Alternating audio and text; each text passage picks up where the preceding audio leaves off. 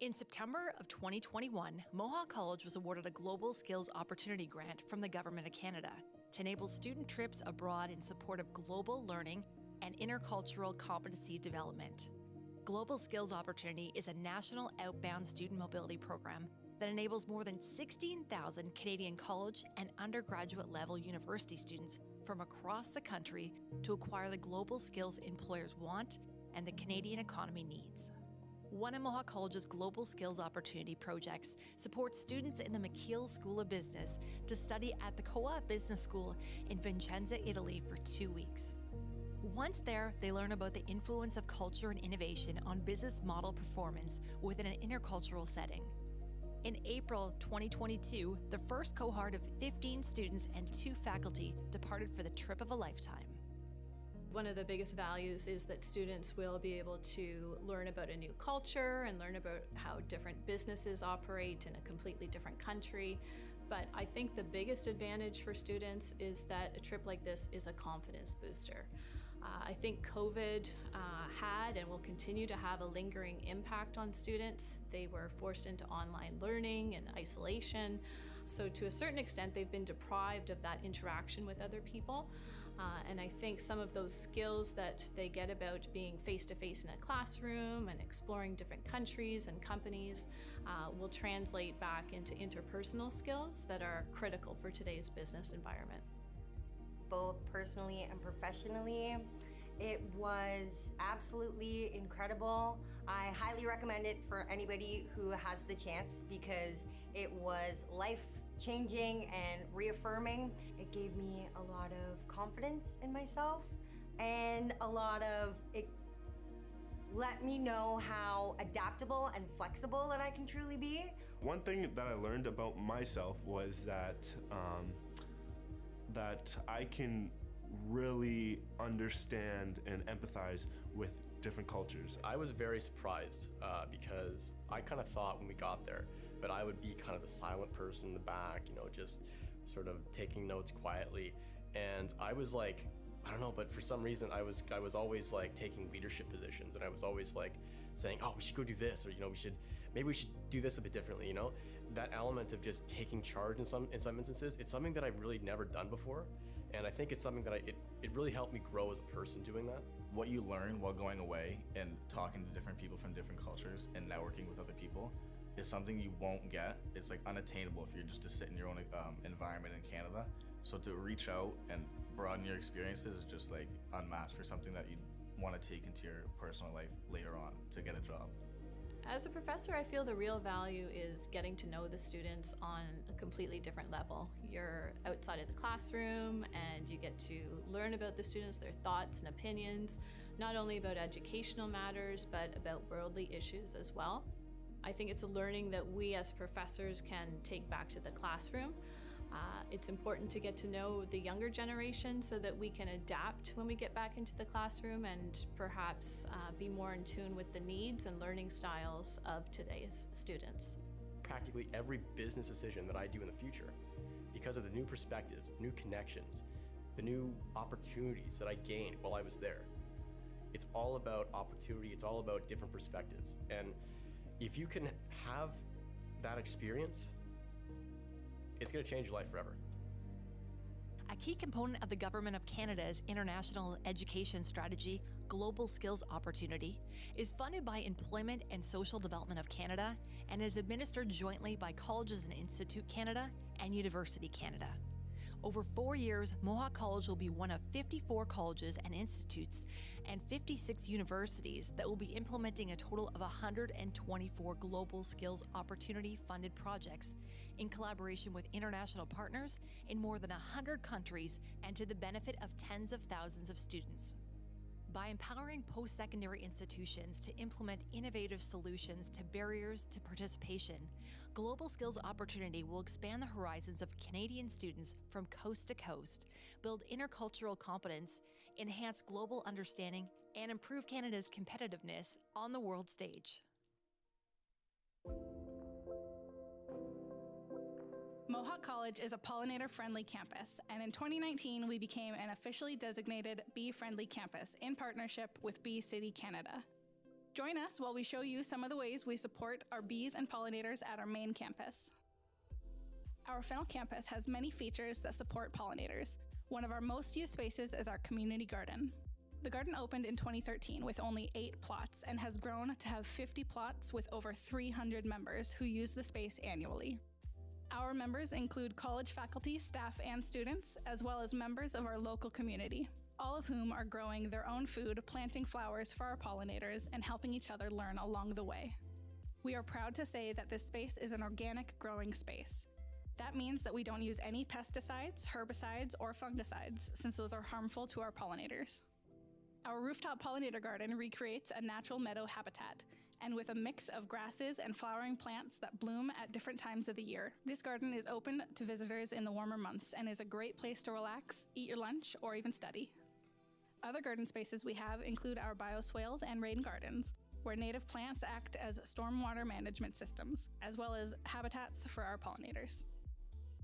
Our seed orchard, funded by the World Wildlife Fund Canada, is planted with a few select native plants with the intention of collecting the seeds to share with our local community. This will allow more people to be able to grow native plants that will support our pollinators as well. It's important that we grow native plants because these are the plants that these bees, butterflies, and other pollinators are used to. The apple and pear orchard on campus is filled with bees that are collecting nectar during the blooming season. In the fall, we see the fruits of their labor with all of the fruit we get to share.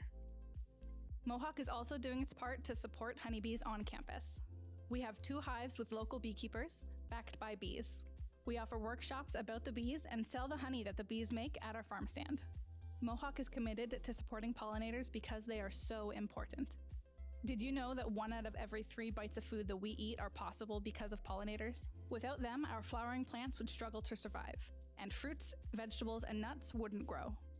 Thank you to everyone at Mohawk and in our community who continues to help our pollinators survive by participating in our programs, volunteering with us, enjoying and supporting the spaces.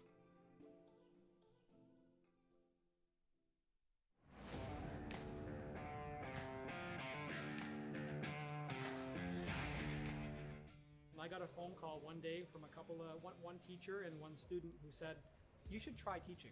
You can't keep quiet." So I said, you know what? The first thing that came to my mind, other than the fact that I would enjoy to pass along the experiences I've had in the industry, was that I get to work with these faculty members that I would consider mentors of mine. And they left a really long-lasting impression. So for me to come back, it's humbling. It's an amazing job. I thoroughly enjoy when students come to me with questions and concerns. And I always let them know this trade is a vast trade. There's a lot to learn, and to be humble and to ask questions. So I started in 2009 the apprenticeship.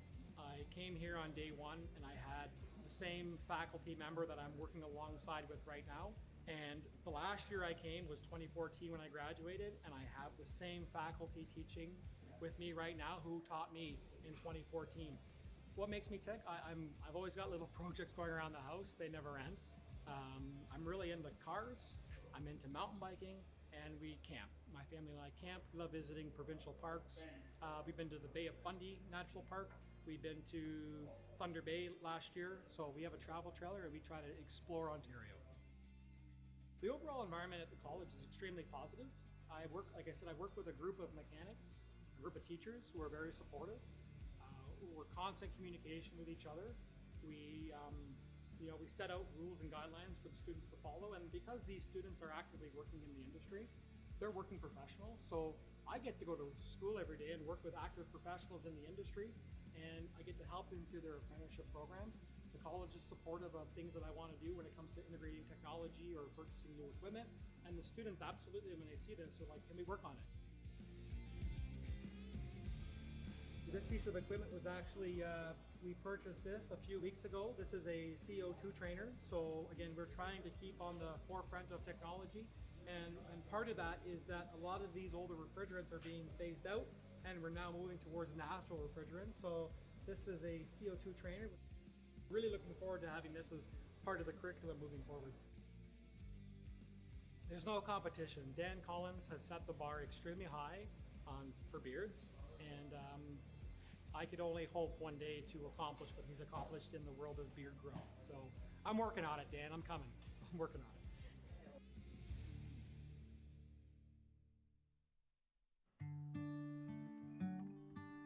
Like when I was dragging like the fake like body, it was like 170 pounds. What better way to help support students on an educational career journey than bringing them into an environment so they can see, hear, and do?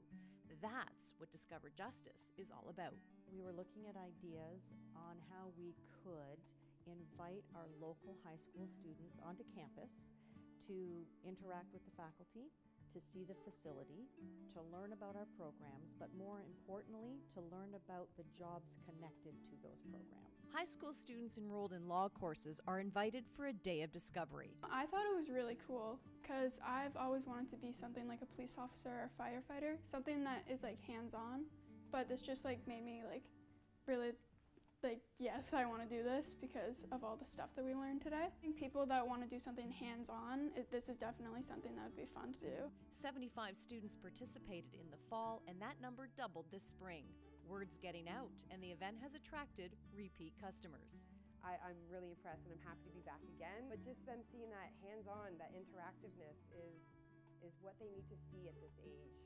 We're always behind a screen or answering questions, reading case studies. Well, you know what? This goes above and beyond. Just going through and talking and asking questions as well with all the police officers that they brought in was phenomenal experience for everybody, especially if they want to become a police officer or border patrol, security, whatever it may be. And I feel a few of my students are probably going to enroll because of this opportunity. Discover Justice opens doors to career opportunities students had no idea existed. Police Foundations and the Advanced Police Studies program, the name of the programs speak for themselves. But we have other programs. We have the Protection, Security, and Investigations, which is more private sector. Other private sector type jobs that are really fall in line with that enforcement, inspection, investigation type career. The other program is the Community and Justice Services program. So again, it's a program that has some phenomenal job opportunities. So they get careers with the Ministry of Children and Youth Services, the Ministry of Safety and Correctional Services, federal corrections, provincial corrections. So there are a lot of justice-based enforcement, inspection, and investigation type careers that students don't even know about. It's often the hands-on component of these programs that attracts students. When I came here and I was able to actually go into the field and test it out, I was like, I actually like what I'm doing, and I wasn't sure if I would like what I was doing before, but now that I got to try it out, I can see everything that goes into it and like it. So I'm doing my co-op with the City of Hamilton Bylaw Services, so I'm a municipal law enforcement officer. When you're done all of this and you graduate, what do you want to be doing? Hopefully what I'm doing right now as a municipal law enforcement officer. That'd be really great. Discover Justice has become an approach to introduce education that can open doors to career pathways. This event was our opportunity to enlighten our teachers, our students in our local area about Mohawk College, about our justice programs, about our facility, and again, more importantly, the careers that are linked to and associated with our programs.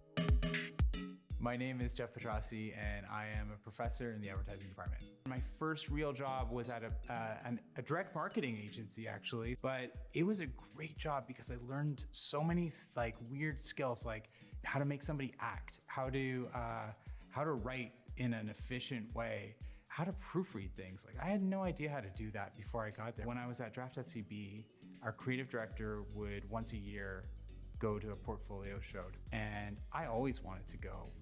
That was like my favorite way to spend an afternoon. Students started calling me and saying, hey, would you look at my portfolio? Like, what do you think of this? What do you think of that? And I tried to be really honest with students because I felt like a lot of people would just say, oh, this is really, really good, and then never see them again. Around that time, I started thinking about how I loved taking sort of this unpolished student portfolio and helping them get ready to go out and work. And I decided I wanted to do that more. So I have to say my favorite thing is the students, because some of the students could be lawyers, some of them could be stand-up comedians, some of them could be like visual artists. So you get this really weird mix in every single classroom, and I love that. My close second would be the buffalo chicken wrap at the student center. In our industry, you get raises and jobs based on awards. Agencies win clients based on awards. Awards show that you can be more interesting than other people or places. So I want the industry to see that Mohawk students can think in an interesting way, and awards prove that. That's like the only way that we can prove it beyond the portfolios themselves. When one student wins an award, it helps all of the other students in their class get exposure. It's like, oh, Mohawk, that's a great name. Yeah, I'll look at your portfolio, or yeah, I'll meet with you. It makes a really big difference when it comes to getting jobs. I think our students invest in doing super strategic ideas. The thinking that we do, I find, is more sophisticated. The students have way more insightful thinking. They're really able to get to places that the consumer thinks that maybe they didn't even know that they thought. And then from there, drive at an idea, and let's not just accept the first idea. We always talk about how good is the enemy of great here. And with every contest we do, we have a lot of good, but how do we resist the urge to stop at good and to keep pushing until we have something that we're so excited about because we feel like it's truly great? So I have them go into a Google sheet and they brainstorm ideas, and I have them all open in different tabs, and I can go in and watch them brainstorm in real time. And I can say, this is working, this isn't working. What if you did this? What if you did that? And then I can switch to the next team and do that. Where I could never do that before, I can absolutely do it now. I can sort of play a role in their brainstorming. And there's a whole bunch of tools like that the digital learning enables, that I don't think we would have found out about if we weren't put in this position.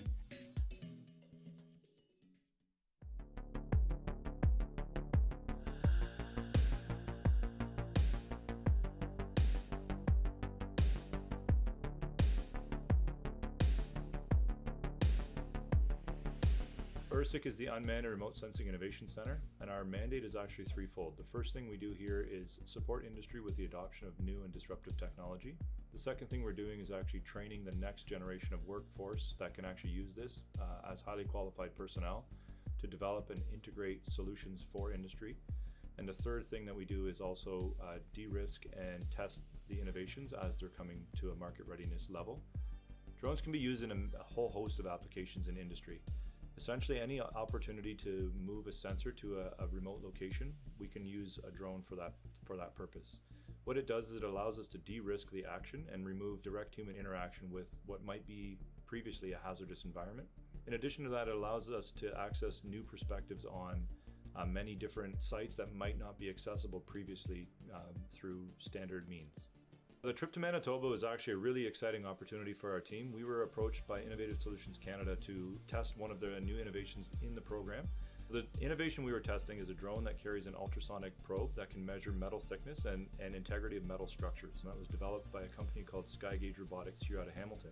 So while we were up in Churchill, we were not only testing that system, but we were also testing the functionality of the drone in cold weather. We just don't have access to those temperatures here in Southern Ontario. When we were up in Churchill, the average temperature didn't get higher than -35, and it allows us to really put the platform through its paces to see if it can function in extreme cold weather. So we were flying on metal structures carrying conveyor belts that were actually being decommissioned, so we needed to know essentially the strength of the structure so we could determine its integrity as it was deconstructed. And while we were there, we also did some internal structure in GPS denied environments and some tank measurements as well, essentially measuring the thickness of the metal and its integrity on the tank itself. This is traditionally done by people on scaffolding, often requiring significant amounts of development to get that scaffolding erected and in place. And if we were able to, do it with us standing on the ground and putting the drone in the air, it just saves so much time in setup and risk to humans as well. One of the most rewarding parts of this role in the Unmanned Remote Sensing Innovation Centers, we're able to involve students in so many aspects of the work we do. As part of that trip, we were able to take 4 students up with us, 2 students each week. And those students were not only able to join us on the trip, but they were also lead pilots for many of the operations. They were piloting a brand new innovation, testing it, running it through its paces, and actually doing the majority of the work while they were up there. The sky is the limit on the drone technology for ERSIC. We are willing to take on any new and exciting project or help any industry partner when it comes to developing their needs with unmanned and remote sensing systems.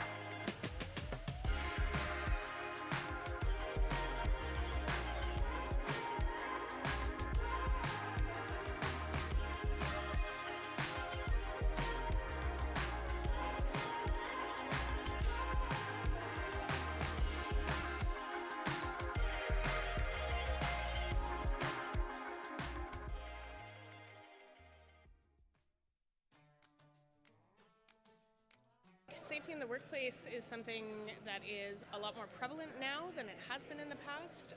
The advent of internet and people talking about safety in the workplace more often.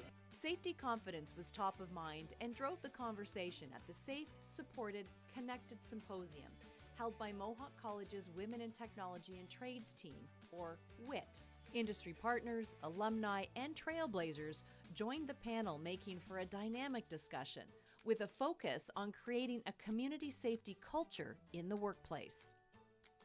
PBE is a lot more commonly discussed. Having gone through the pandemic, we're all aware of how our bodies function in an environment and what is in that environment that affects our bodies.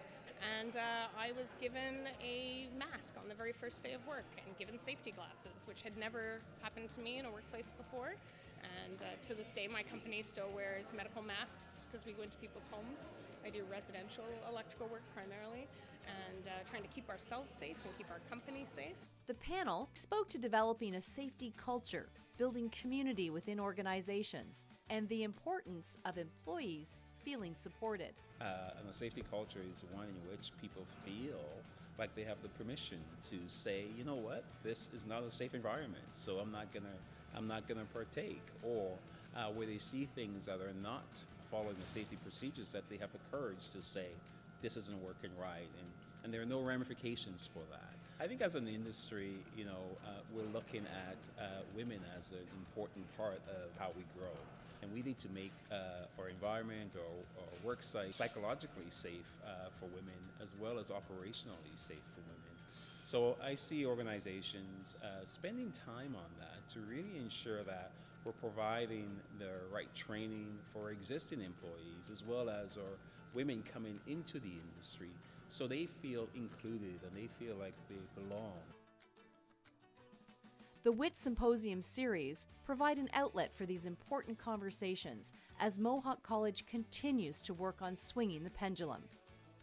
This work has been going on a long time. We're starting to see a slight shift in the awareness. One of the key jobs of WIT is connecting people to careers they might not have thought of, and then smoothing the pathway for them in their education journey, and ultimately connecting with that employer where they're going to have the best job of their lives. In the history of every organization, there are watershed moments, moments that clearly establish a new direction for the future, and I believe that we are making one of those moments today for construction training and the City School at Mohawk College. Today, I'm incredibly proud and grateful to announce that Mohawk College has received a generous gift of $1 million from Steve and Elizabeth Stipsitz and Brandhaven Homes. As the president of Brandhaven Homes, Steve Stipsitz is a community builder in many ways. His Burlington-based home building company is committed to exceptional quality and care in the construction of every home they build and in the development of every community they design. As a result of his generous gift, City School will develop industry-focused training programs, address and remove barriers to training and employment for people in underserved communities, promote construction trades careers in the community, and deliver demand-led programs through City School by Mohawk College. Thank you.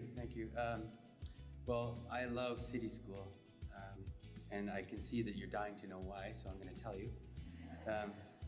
So first, you must imagine a society in desperate need of people to fill jobs in important but underserved careers, such as healthcare, health and childcare, and the skilled trades.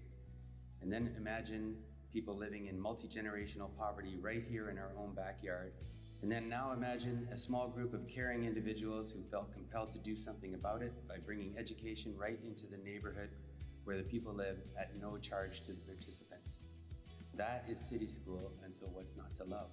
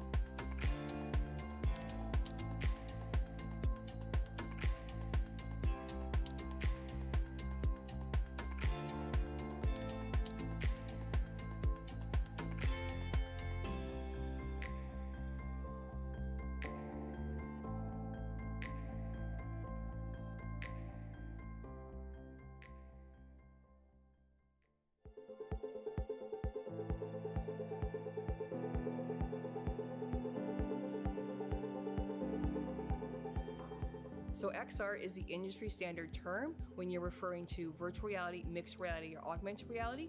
You can just refer to any of those as XR. So virtual reality is when a user is completely immersed in a 3D virtual environment via a virtual reality headset.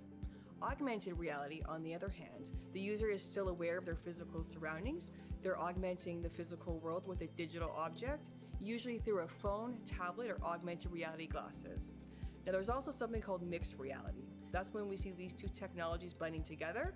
An example of that is the Meta Quest 2 virtual reality headset has augmented reality capabilities, meaning that is mixed reality. So we are building our capacity in implementing XR technologies into many programs as we can. So for example, we have a power engineering virtual reality simulation that is a cold start boiler process. I bring virtual reality headsets to the Stony Creek campus and we run the power engineering students through this simulation. There are things that you can practice in the virtual reality that you can't do in real life.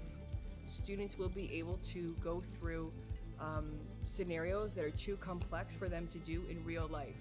Virtual reality presents the perfect medium where they can practice it in a safe and controllable environment. Virtual reality is a perfect way to develop soft skills. We recently applied for a grant from Meta and we were awarded the grant. This grant involves a virtual reality application called Body Swaps VR. With Body Swaps VR, the students will be able to practice their soft skills within the virtual reality environment. Within the innovation pillar of the digital learning strategy, our goal is to create XR applications that will be used for program areas. For example, we have VR escape rooms that were built for specific program areas, and we already have the faculty member booking time in the XR lab to take his students through it.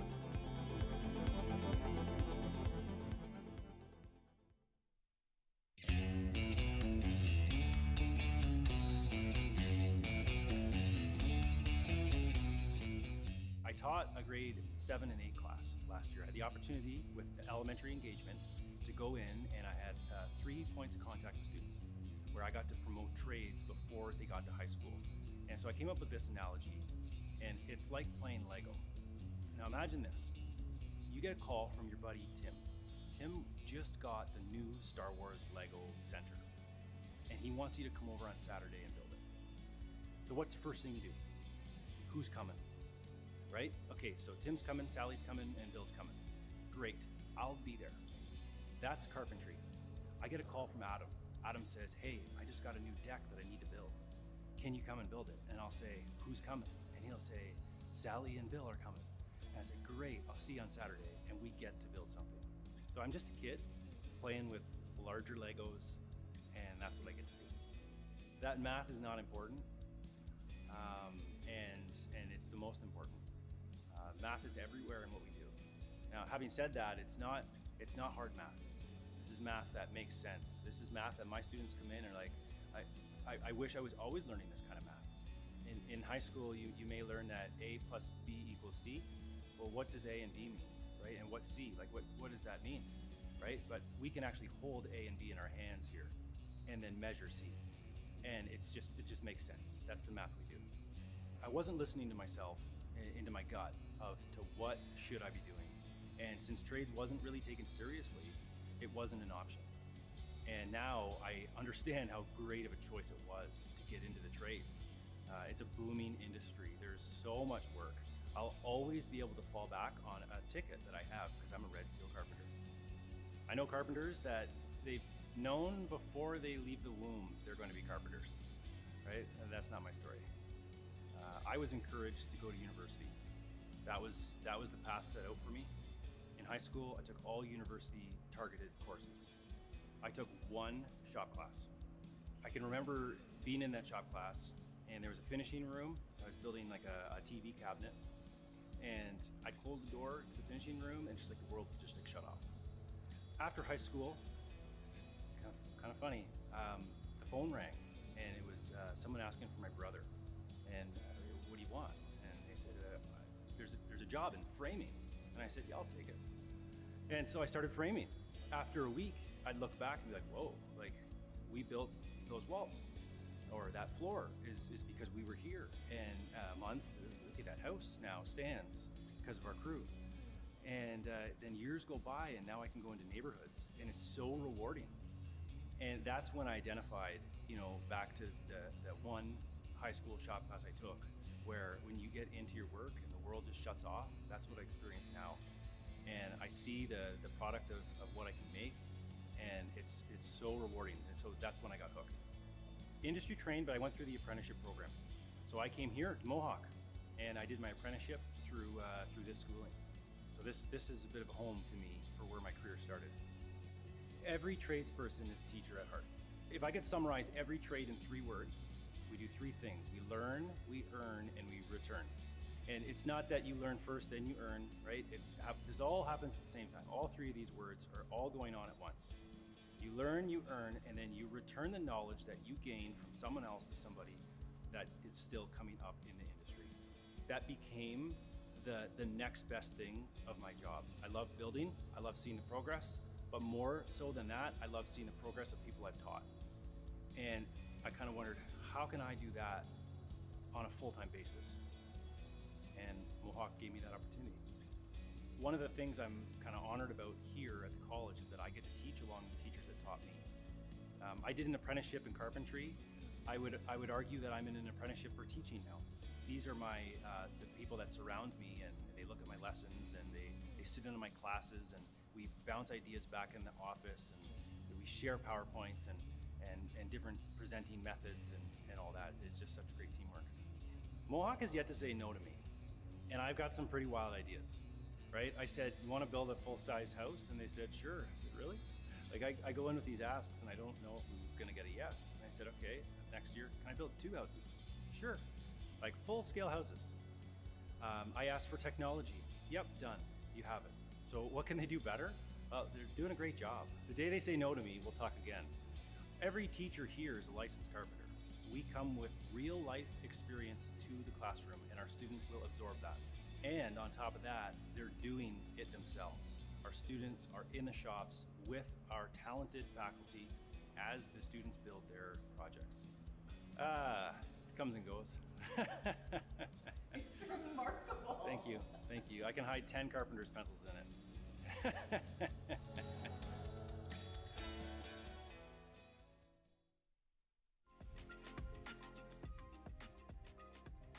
Is it a bird? A plane? No, it's another Mohawk College drone. It's a really cool experience. I don't think many other programs give you that. A new testing site in partnership with the City of Hamilton will take students' hands-on experiences to a new height. This gives them an area to conduct their flight operations and their flight training prior to their certification on drone as a drone pilot in an area that is, again, away from general public, so it's safe and secure, and it's in uncontrolled airspace so they can get out and practice their flying skills. Because of the collaboration we have with both the City of Hamilton, Transport Canada, and various innovators, this also gives them that opportunity to work one-on-one with small to medium-sized enterprises who are working on a product as it's going through that validation stage. So it gives our students that very valuable time to work as they're going through their academic career so they can potentially end up with a job post-graduation. Drones are a rapidly expanding technology, and most of the forecasts Transport Canada is seeing predict a 30 to 50% growth rate. So partnerships to grow career paths in this field will build on the sector's success.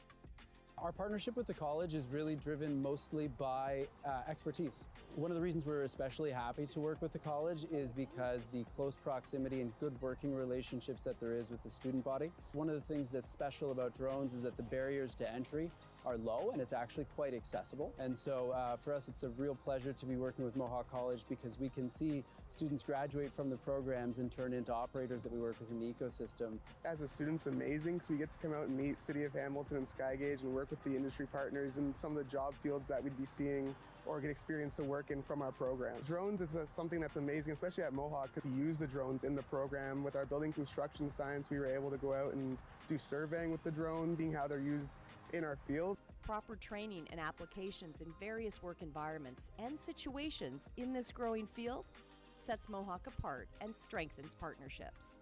The reason why this site is so unique across the country is because we have that spirit of collaboration here with the city, and the city understands the importance of a site like this for the growth of both the technical sector as well as the academic development of students within our college. We've been able to actually expedite that training and development and integration all in one space. So our students are given an opportunity to work directly with an industry partner in an environment where collaboration is encouraged and engaged in. Local Hamilton drone company Skygauge is an example of how industry and education collaborate. The most difficult parts of a business like this is finding willing test partners who can give you something like a boat like this to, go inspect and go try to test, even while it's still in development or in early development or with early customers, serving as that early adopter. And I think that the vision that Richard and I kind of crafted, we have the technology, they have the training and education and pilots that they can give us. It kind of naturally goes together, so it's a great story.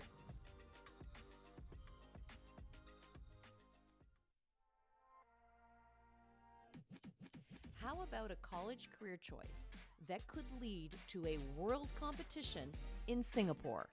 That is precisely what can happen for the top skilled trade students, demonstrating they are the best in their field at the Skills Ontario competition recently held in Toronto. All these skills I've learned over the past 18 months, I can pull them together and hopefully do well at this competition and keep going with my career or take a jump start towards my career. Skills Ontario looks for ways to champion and stimulate world-class technology development and employability skills in Ontario youth.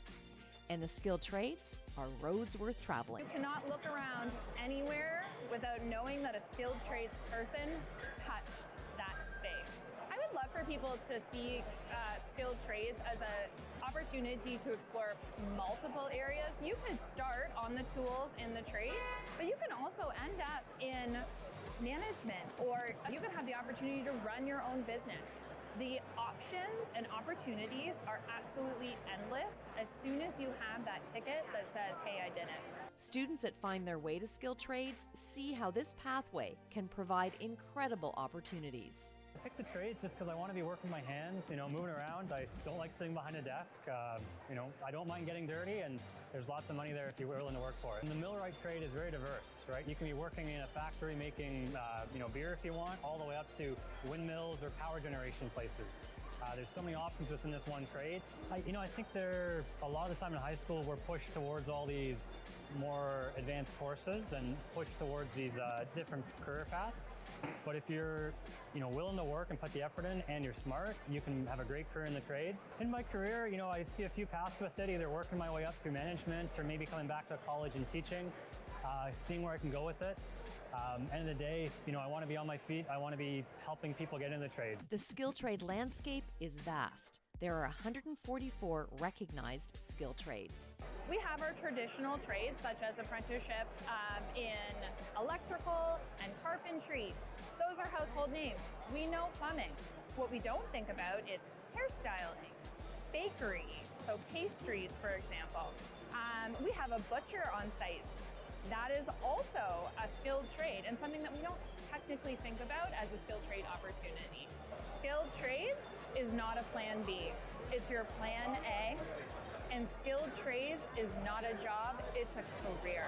And a career that pulls out all levels of skills, including your creative side. Photography, it does take a ton of skill and a ton of attention to detail to excel at it. If you're thinking about getting into a skilled trade, and you're passionate about it, it's something you want to do, absolutely do it. Don't hesitate, start as soon as you can, because the sooner you start, the better you're going to be at it. This is a photo that I took actually for one of my assignments at Mohawk, one of my studio assignments.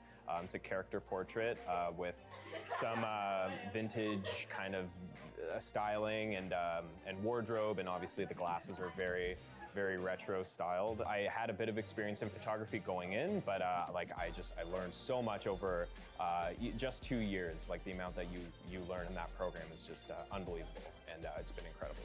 Gold medal winners advance to the Skills Canada National Competition, and those top competitors will head to the World Skills Competition held in Singapore. Congratulations to our entire Mohawk team who competed in this year's event.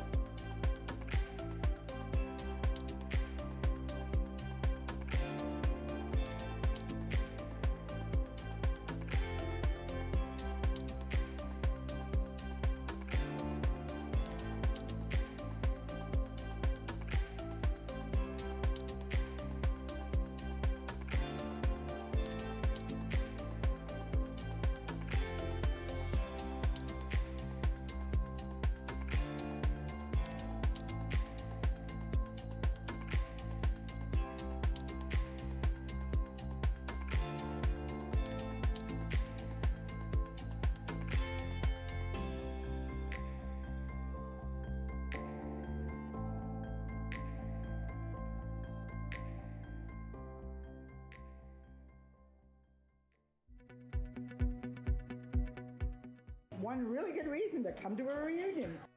Debbie and Bill Clem met back in 1973 while attending Mohawk College. They were friends, but went down different paths after graduation. If it wasn't for Debbie, I wouldn't have passed my Fortran courses because she ran the data processing computers room here in the evenings, I guess. She got me through that course, which helped a lot. We met at the pub, actually. The Thursday night pub is where we met.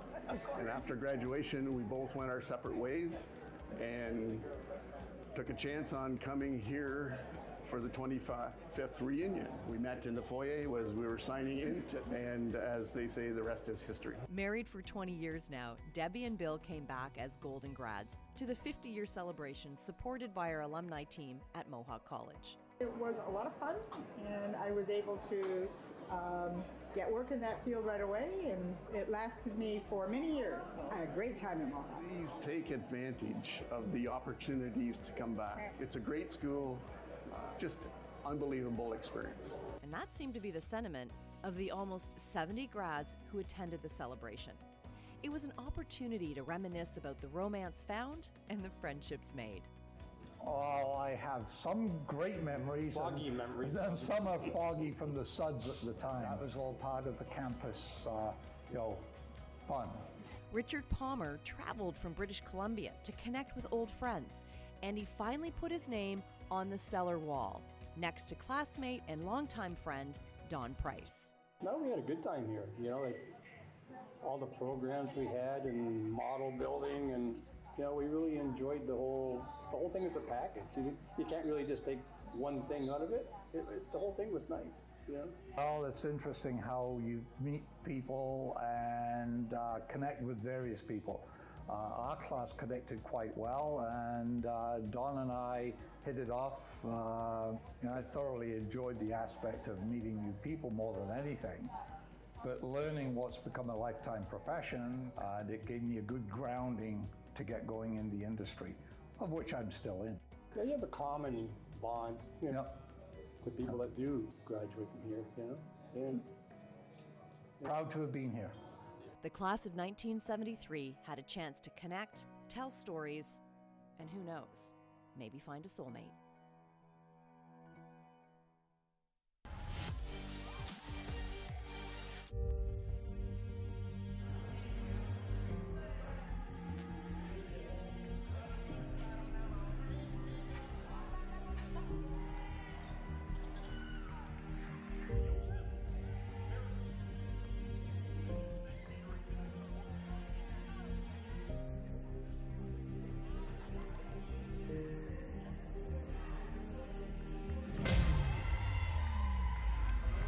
VIP treatment, a DJ, and an all-around high-end setup was the backdrop created at Mohawk College's David Braley Athletic Center for the Women's Basketball National Championship.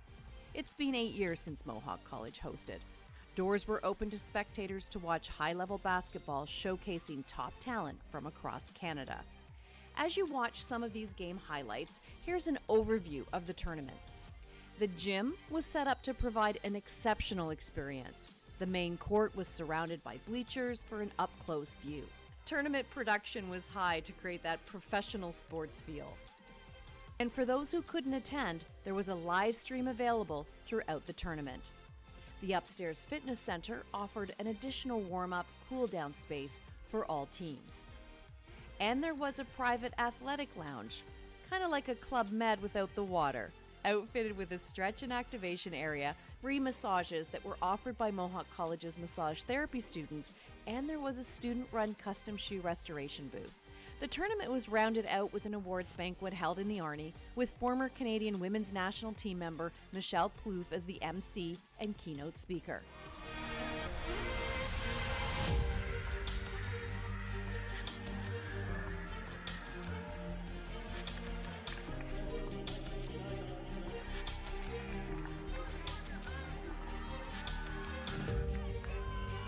And although our Mountaineers were 8th in the final standings, the tournament was a success.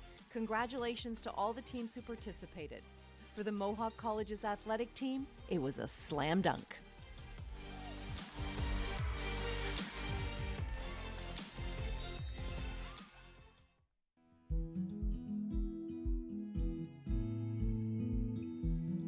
I just feel blessed every day to be able to come and share something that I'm so passionate about on my own.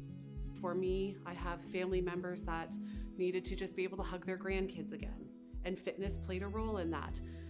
A family member that went through breast cancer and wanted to take back control of her life, and did that through fitness, wellness, and health. So to be part of someone's lifetime journey along that, the ability to move and live the life you want to live and make healthy choices is such a gift. And so I'm passionate about sharing that knowledge on with other students that are equally, if not more inspiring, is something I'm fortunate to do every day. When I first started out in the fitness industry full-time, upon my graduation from university, I was hired here at Mohawk to teach fitness classes in the old gym in a mezzanine. So I was here a couple times a week, and it's always kind of kept that connection. And so when that opportunity came up to come and teach here again, it was such an easy decision, because I already felt like I was part of the community in a small way, and this just gave me an opportunity to join in a more meaningful way.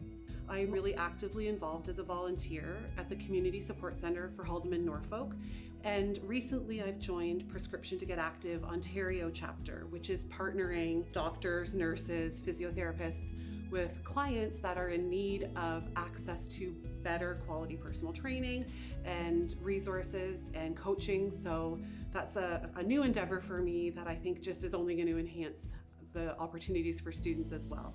One of the most important things I want students to know is you don't need to be fit before you start this program, and you don't have to have a perfect body to start this program. You just need to be a passionate person about wanting to help others, because there is no perfect body shape, size, or type for coming and taking this program. So that's my number one piece of advice. My second piece of advice is come with an open mind, because you will be exposed to so many new learning opportunities you didn't even know were out there that will open your mind to careers you didn't even know existed. And that's our goal while you're here as a student, to help you with that. And hopefully you do come and join us. And if you do, take advantage of your professors and technologists, because we will happily connect you with people in the industry that can help further guide you along the way. Probably one of my favorite things is reconnecting with a student that's graduated, and Fit to Pitch is a great event for that. They often come back.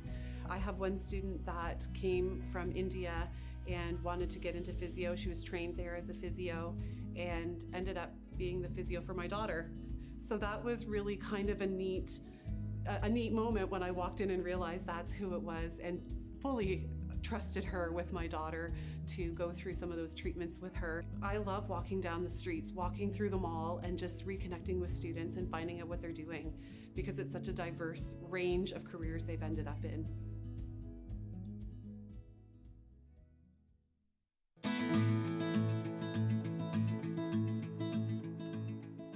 I can't tell you how many times I tried to reimagine what it must have been like to live in our old villages, completely dependent on what the land provided. I tried to imagine what it must have been like when everyone in our community spoke the same language, believed in the same things, and worked together every day for the sake of the coming generations. It sounds like utopia. I tried to imagine what it must have been like when the Dutch ship anchored alongside the Mohawk canoe and the men from both vessels hammered out an agreement about how they can coexist peacefully and fruitfully. That sounds like heaven. I racked my brain trying to imagine what it must have been like to finally realize that our trusted ally was untrustworthy. What did such betrayal feel like? How could you keep faith with the treaties? What do you do when the covenant chain becomes covered with rust? Sounds like hell to me. I spent my adult life trying to track down who I was intended to be. I spoke with a bunch of old people who still carried the knowledge of our ancestors. I had to find my way to our ceremonies that amazingly still continued. I had to sit through endless hours in the council house listening to our chiefs and our clan mothers as they tried to plot a way forward. But I also got to witness the birth of my daughter in the home of her great-grandmother, and made sure that the first words that she heard after catching her first breath were the same words that her great-grandmother spoke, Mohawk words of welcome. We should all have been welcomed into this world in that way. What do you know, and what do you need to know to become an Indigenous ally? Today we can embark on our own journey of self-discovery through the ideas, beliefs, and interactions regarding Indigenous people. What it means to be us, to be in relationship with each other, and what the future can hold to fill the gaps in our understanding. We can begin to build relationships based upon principles of honesty, respect, and trust. It is a great gift of time that we've been given in order to explore these ideas. And that sounds like hope to me.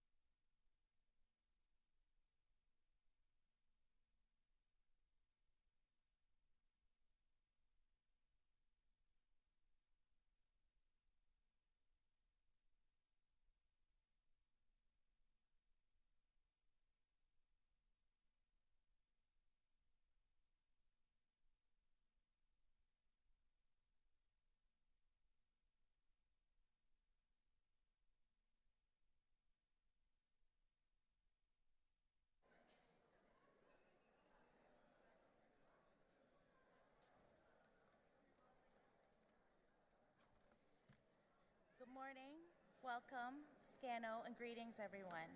My name is Tanya Jacobs and I am a member of the Indigenous Student Services team here at Mohawk College.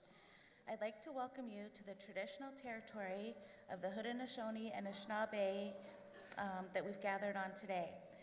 To begin our ceremony, I would like to welcome Spirit Vision, traditional Indigenous drummers and dancers. For Indigenous people, we believe that the drum connects us to all things and is the heartbeat of Mother Earth. Today we call upon this group to give thanks and to recognize the achievements with an honor song. Nyawa, thank you. Please stand for the procession of the graduates and the platform party.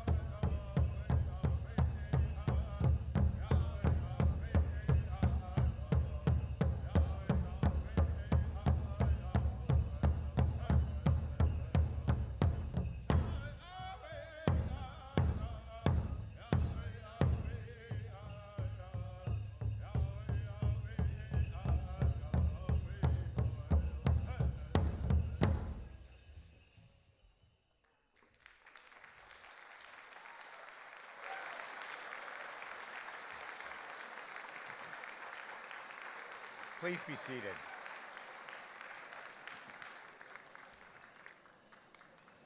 Thank you to the Spirit Vision traditional Indigenous drummers and dancers.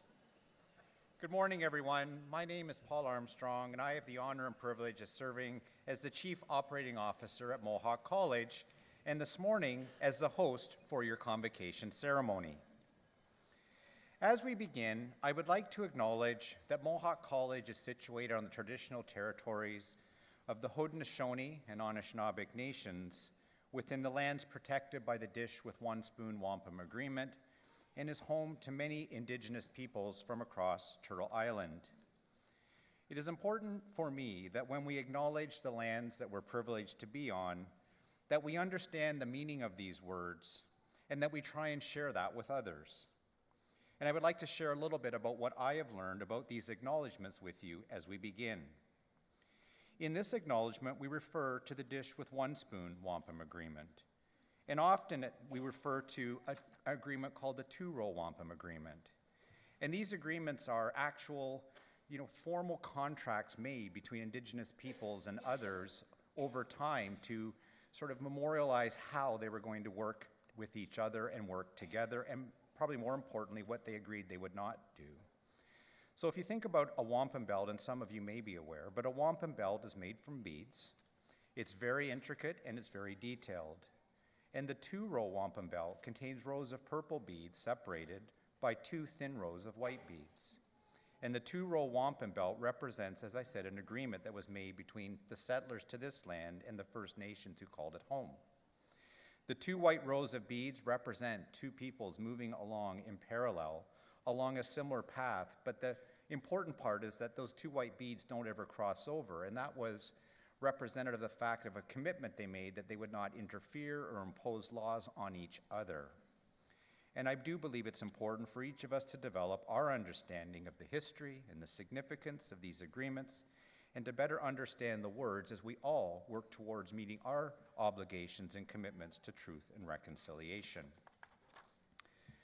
Before I introduce our platform party this morning, can you please stand and join us in the singing of our national anthem as performed by Brianne Downer from Mohawk College's music program.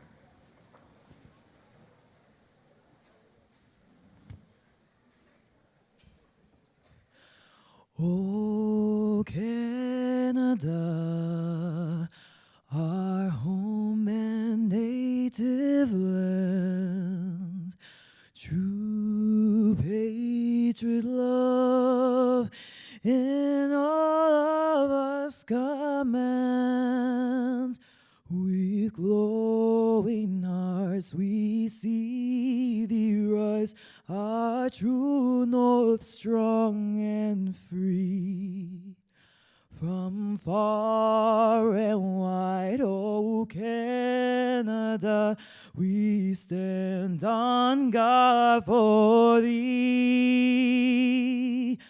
God keep our lands glorious and free. O Canada, we stand on guard for thee. O Canada, we stand on guard for thee.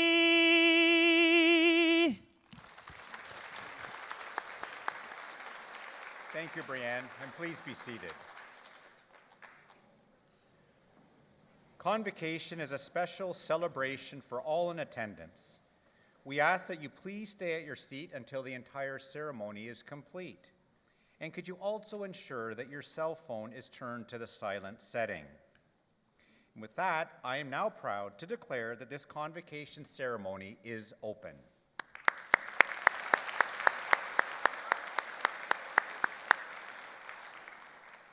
Convocation is a time to celebrate the hard work and dedication that brought you to this moment, and to look forward to the many opportunities that lie ahead for you, a future-ready Mohawk College graduate. Convocation also provides us with the perfect moment to thank your family and friends who supported you through this important stage of your life journey. And it is a time to thank those from the Mohawk community who helped you realize and achieve your goals. I agree. And to start our recognition, could I please ask that the faculty stand to be recognized and remain standing?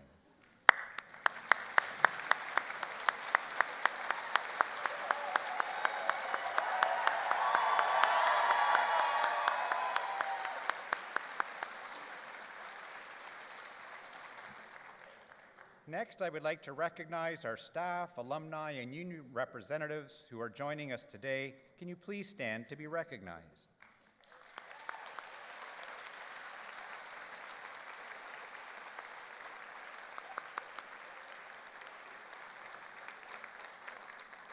I will now introduce the front row of our platform party, and if I could ask you please to hold your applause until the end of the introductions. Janet Shu, Dean, Continuing Education and Academic Development. Jim Vanderveken, Dean, Center for Community Partnerships and Experiential Learning. Wendy Lawson, Associate Vice President Academic and Interim Dean of McKeil School of Business, Creative Industries, Liberal Studies and Communication. Elizabeth Joy Phillips, President, Mohawk Students Association. Stephen Aikman, Foundation Board of Directors. Tracy Richardson, Board of Governors. Ron McCurley, President and CEO. Bill Young, Distinguished Fellow. Krista Welsh, Registrar and Senior Director, Strategic Enrollment Management. Katie Burrows, Vice President, Students International Alumni. And Dr. Siebert Adamson, Vice President, Academic, your platform party.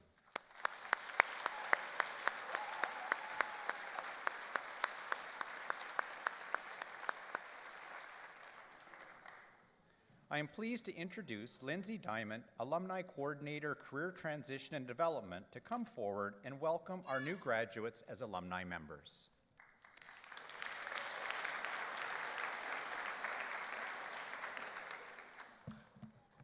Thank you, Paul. Congratulations, class of 2023. Good morning, everyone. My name is Lindsay Diamond, and I'm an Alumni Coordinator here at Mohawk College. You have worked hard to reach this moment today, and I am truly honored to officially welcome you to the alumni family. Although your studies are complete, your connection with the college is lifelong. I encourage you to take advantage of the many services and supports the Alumni Association has to offer, which serves as a direct link to over 165,000 Mohawk graduates. Connect with and learn from fellow alumni working in your field. Enhance your career development through workshops and one-on-one career supports. Attend social events, learn something new by participating in personal development workshops, volunteer your time as a committee member or a classroom guest speaker. Access exclusive alumni discounts and savings through the Alumni Perks app. There are so many ways to benefit and stay connected. As a graduate, you are a valued member of the Mohawk College community. With a solid education in hand, you can use your knowledge and skills to make a difference in your chosen field and in the wider community. And we will be rooting for your success every step of the way. As you cross the stage today, it is my honor to present the alumni pin to you. I hope that you wear it with pride. On behalf of the Alumni Association, congratulations once again. We are so proud of all that you have achieved, and we look forward to supporting you through your career and your life. Thank you, and congratulations.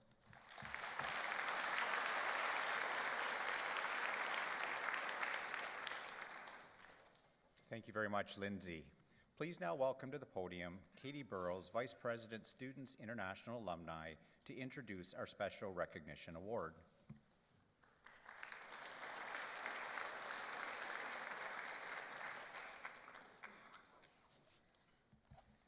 Well, good morning, everybody, and thank you, Paul.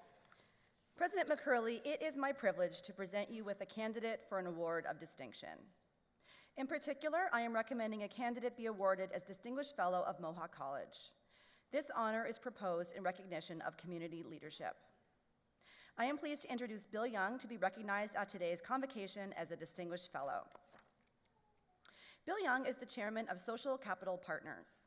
In the late 1990s and early 2000s, Bill was a successful tech entrepreneur who wanted to use his success and business acumen to tackle large-scale social challenges in Canada.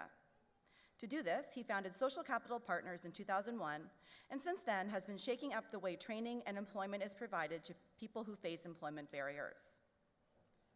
In 2000, Bill's mother Joyce donated $40 million to the Hamilton Community Foundation to create the Young Fund, established to strengthen and support charitable organizations in the Hamilton community.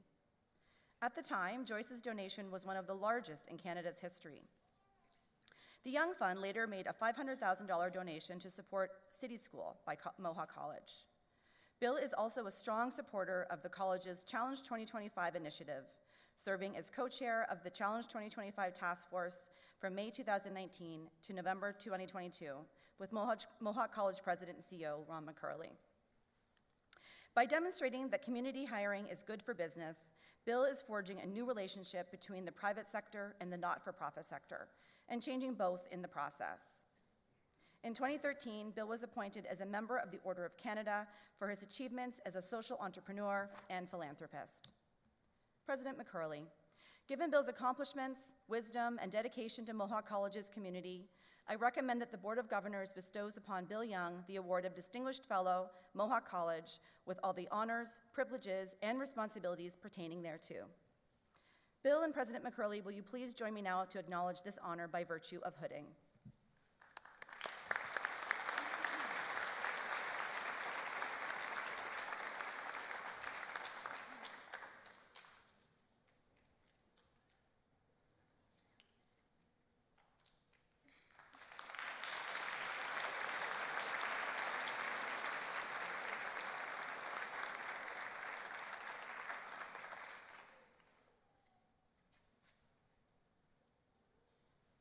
Well, congratulations, Bill. I now invite you to address the convocation as its honorary speaker.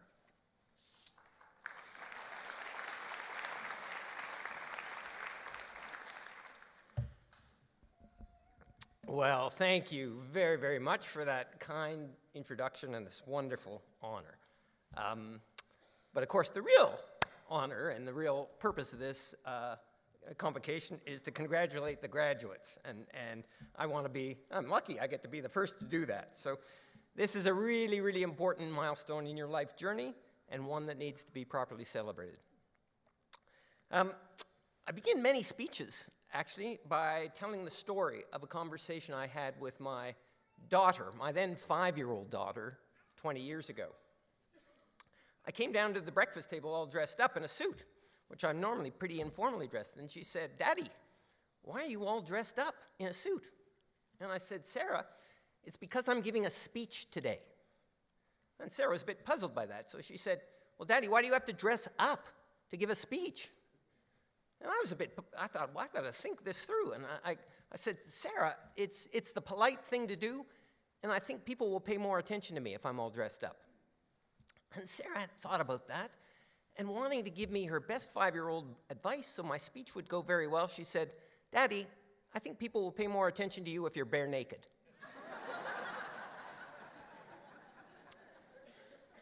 So if I see any of you nodding off in the next 5 minutes, I know just what to do. It seems presumptuous of anyone in my generation to give you graduates any advice, given that we have done precious little to solve existential societal issues such as climate change and wealth inequality.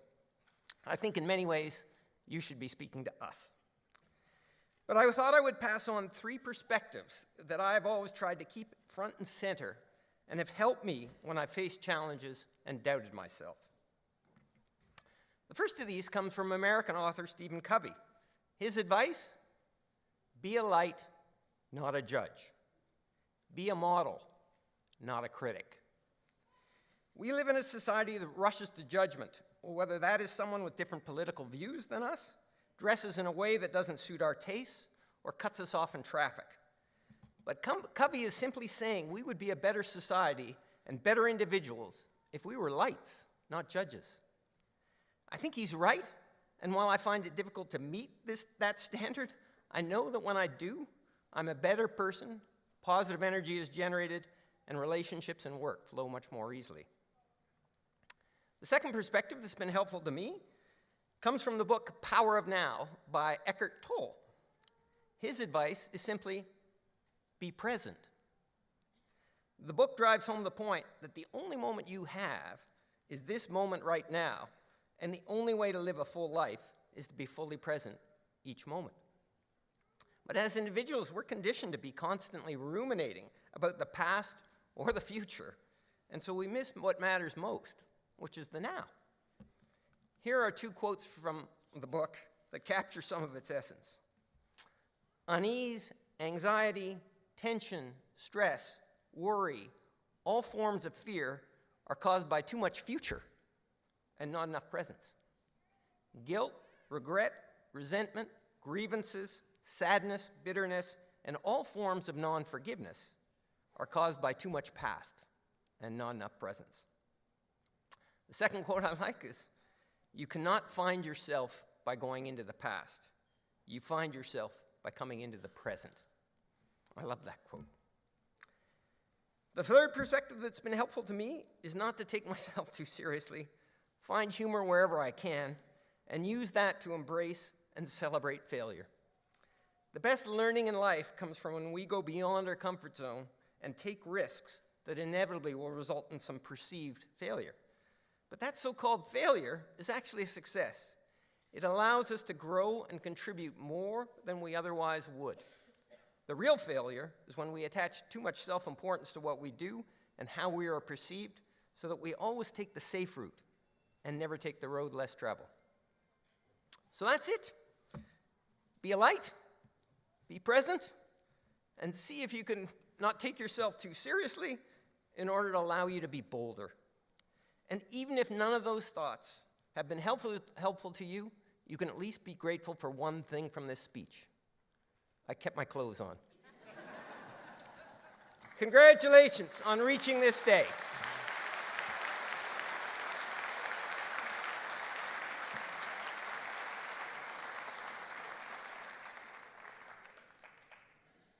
Congratulations again, Bill. Thank you for your very thoughtful, inspiring, and humorous words. It will be memorable for all of us in attendance, and we're very fortunate to have you and call you a friend and a partner of Mohawk College. Thank you. It is now my pleasure to introduce Elizabeth Joy Phillips, President of the Mohawk Students Association, who will bring greetings to the graduates.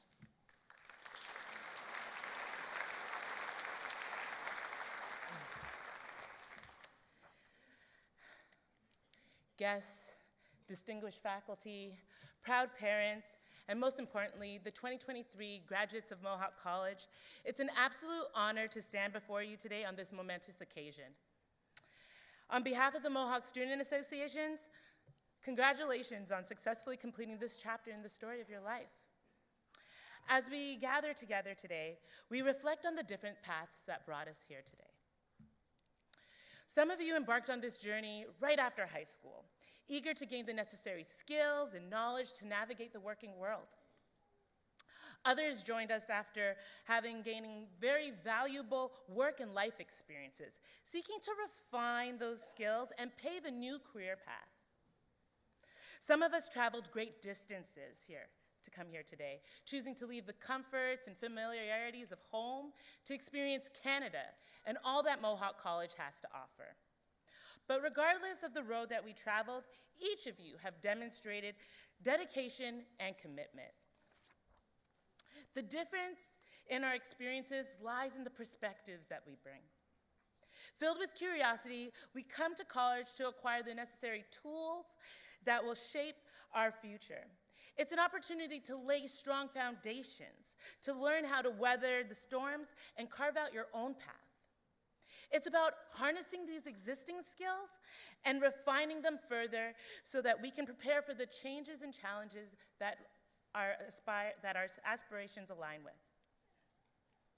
Regardless of our backgrounds, the journey that we completed was not without its challenges. We endured a pandemic that in that time, it shaped the very landscape of the education system and how we have to acquire knowledge. This sudden shift to virtual learning forced us to adapt and discover new ways to acquire that knowledge. You've shown remarkable resilience in navigating the various virtual platforms and technologies, all the while yearning for that engagement that comes with being physically connected in the classroom. But like diamonds, you were forged under pressure and emerged stronger and more versatile and more prepared for the road ahead.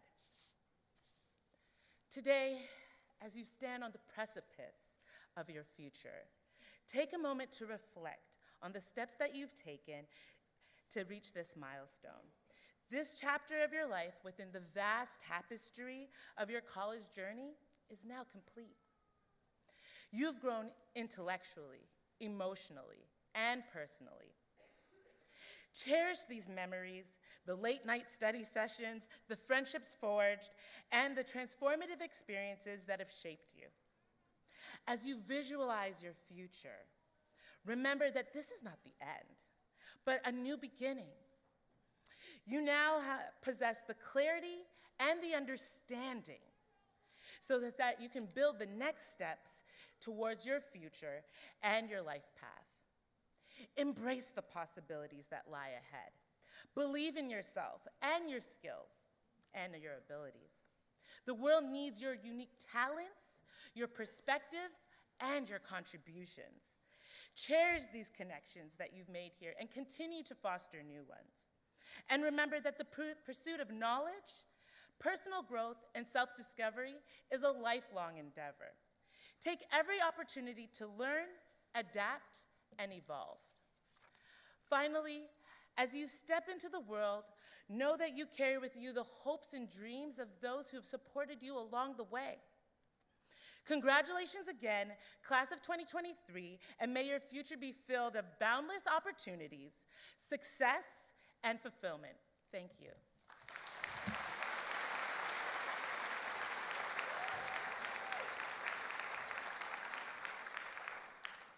Thank you, Elizabeth Joy. You and the MSA are tremendous advocates and supporters for all of our students. It is now my privilege to introduce Mohawk College President and CEO, Mr. Ron McKeil, to address Convocation.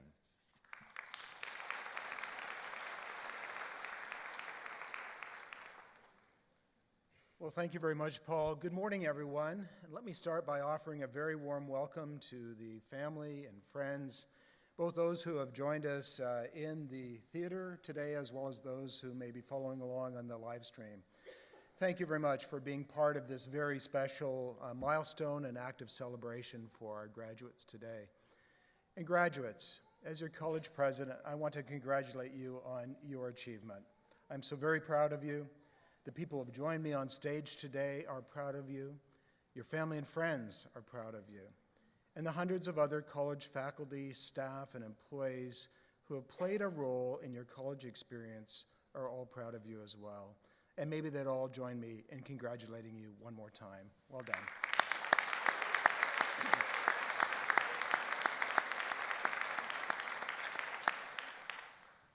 Well, there is no easy path to get to this convocation stage. You have to do the work. And you have accomplished something special, something life-changing. First of all, we're very grateful that you have chose to pursue your college education with us. You persevered, you completed your program, and you're now able to move on to the next stage of your life with a Mohawk College credential in hand. But before you leave here, I'd like to offer you a word or two to carry with you as you move on to the next chapter of your lives. You know, whether you came from Mohawk College from a few minutes away, maybe from a neighborhood in Hamilton or Grimsby or Burlington, maybe you came a little further afield from London or Sudbury or Peterborough, or you may have come half a world away from India or Nigeria or Colombia. But each of you came with a unique story, and each of you is on a very unique journey. And each of you holds a unique dream in your heart for your life. Wherever you came from, however you found your way here, you came to Mohawk College with a goal in mind. You came to pursue a quality education on the way to a meaningful and promising career.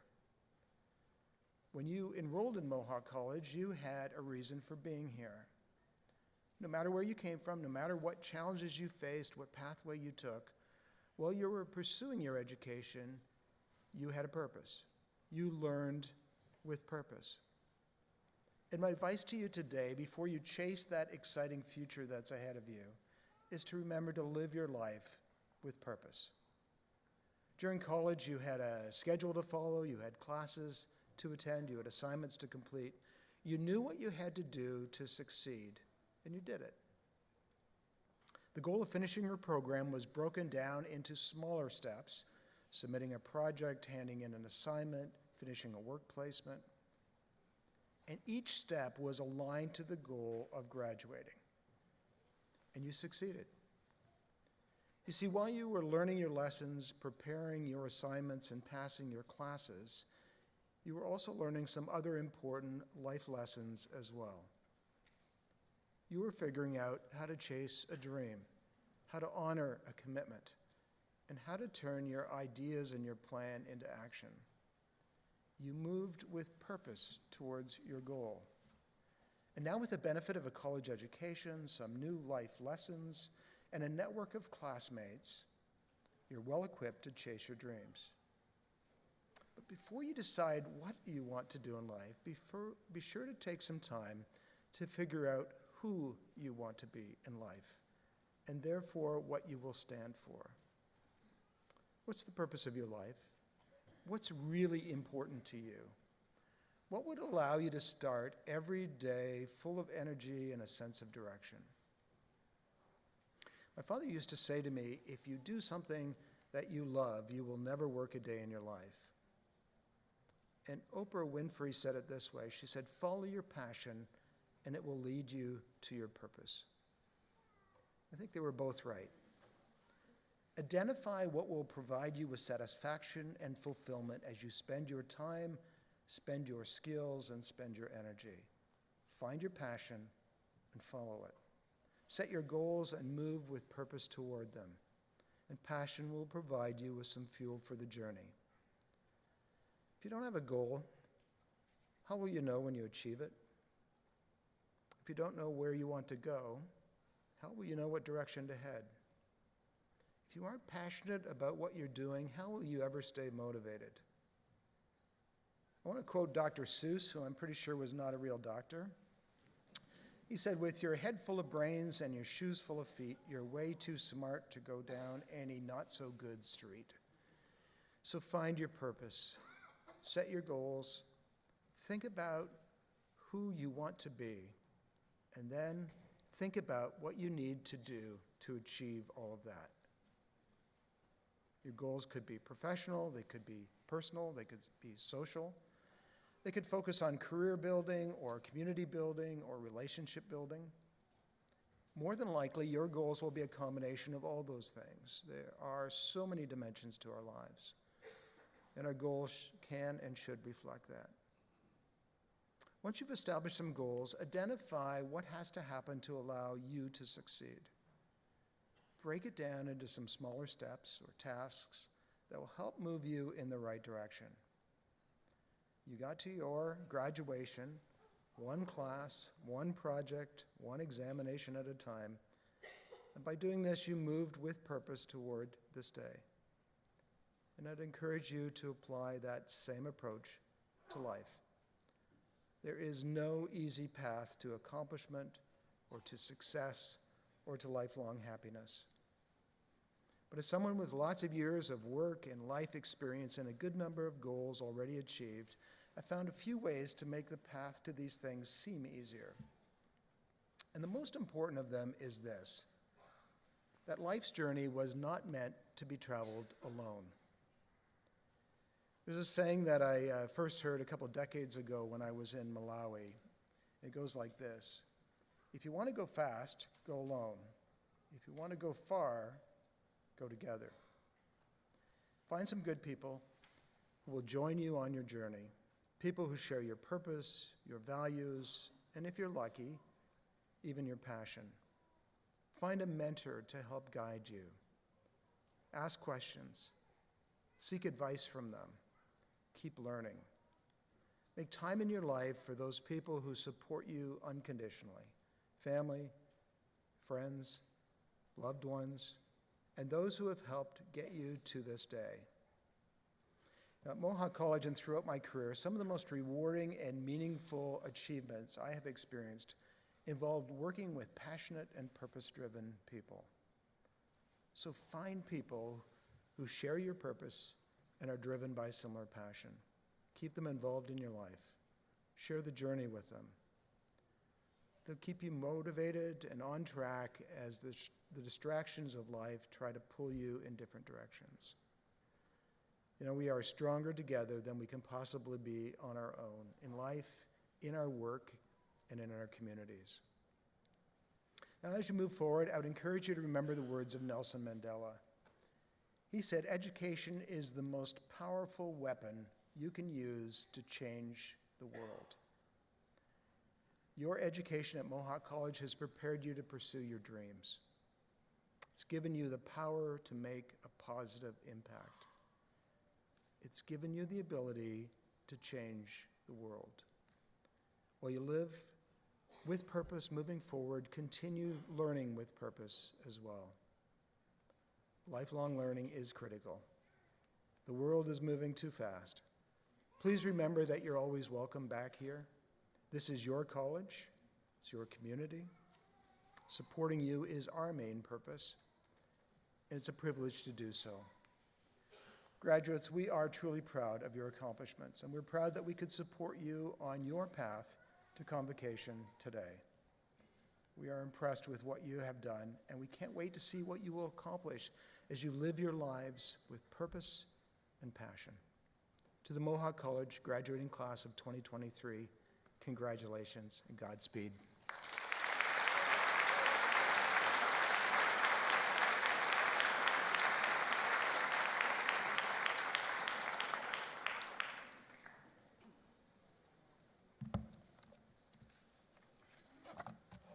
Thank you, President McKeil. My name is Krista Welsh, and as registrar, it is my privilege to introduce the most important part of this ceremony. Graduates, it is now time for you to cross the stage and be admitted to the alumni of Mohawk College.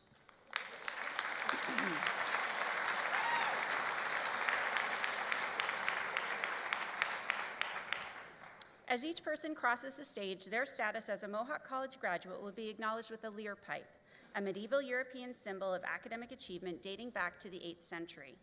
Awarding each graduate a lyre pipe highlights the achievement of excellence according to each student's chosen program and symbolizes that they are joining the international community of scholars. Vice President Academic Dr. Siebert Adamson will place the Mohawk College lyre pipe on the graduate's left shoulder, and they will then be congratulated by President McKeil. Convocation is always a time of celebration for our graduates and their families, and we encourage you to applaud and acknowledge your graduate as they cross the stage. Il me fait plaisir de souhaiter la bienvenue aux membres de la communauté francophone. La collation de grade est le moment idéal pour célébrer les exploits des diplômés, et je vous encourage d'applaudir lorsque votre diplômé traversera l'estrade. President McKeil. I now have the honor of presenting the candidates for graduation. The graduates have successfully completed the curriculum of their chosen program as required by the Mohawk College Board of Governors and have been recommended to be awarded their certificates and diplomas in recognition of their academic accomplishment. Therefore, I recommend that you confer their certificates and diplomas with all the honors, privileges, and responsibilities pertaining thereto. And on behalf of those graduates not here today, I further request that their certificates and diplomas be conferred on them in absentia. Thank you.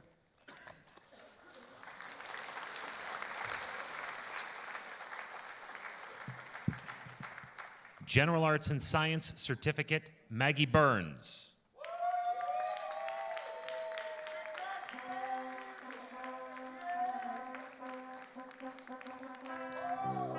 Catherine Butler, Honors.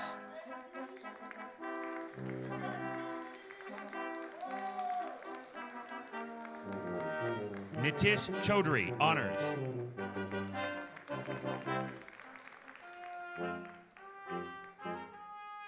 Chirag Karb.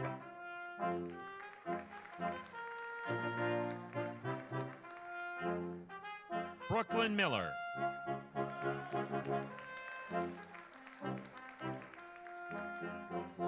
Mina Siddiqui.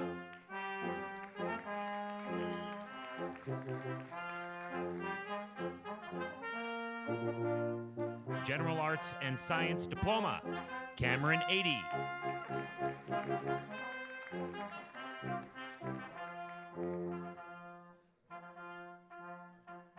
Nadasia Baptist Scott.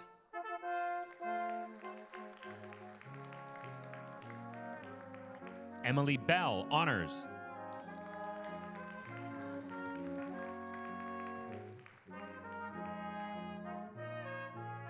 Sarah Berkeley.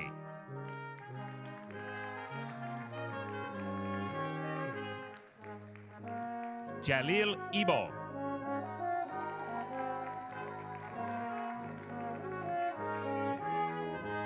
Marie Gagne Liberty, honors.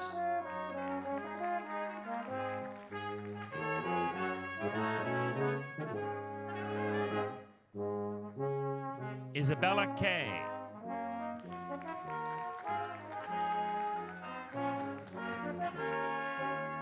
Peyton Lepine.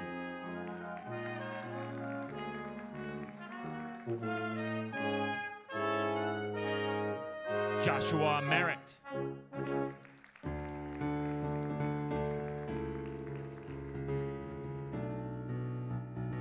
Yvonne Mude.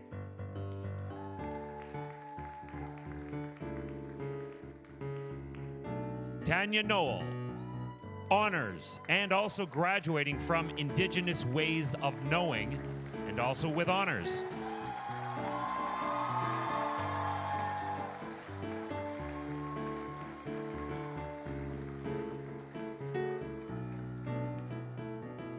Amenzia Shofo Okoje, honors.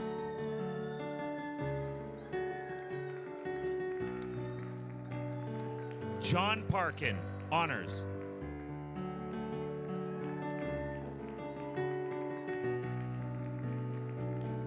Haley Paulus, who is also graduating from Indigenous Ways of Knowing.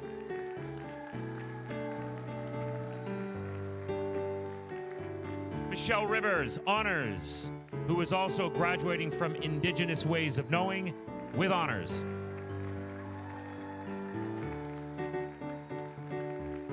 Jacqueline Robinson.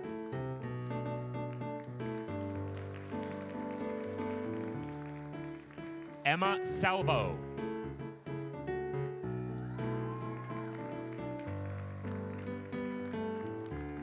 Arshimran Singh.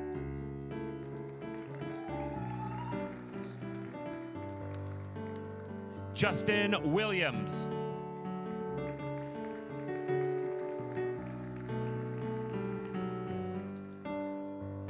Office Administration Executive, Amandeep.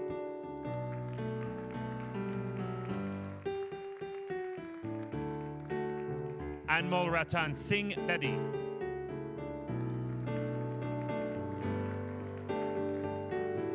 Kimberly Discipline, honors. Sambab Dua.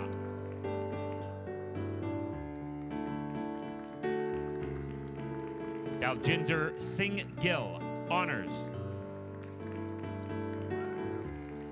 Anmol Preet Kaur.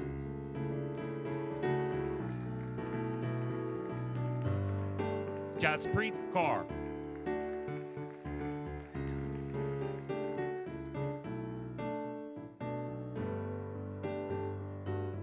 Eva Kresikov, honors.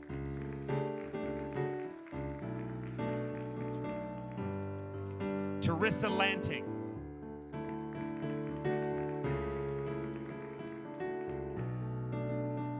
Prerna.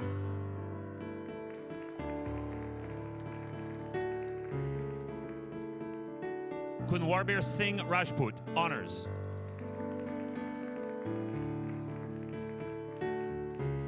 April Seguin.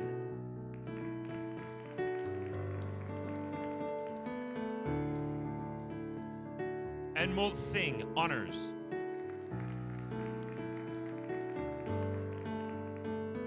Jagdeep Singh.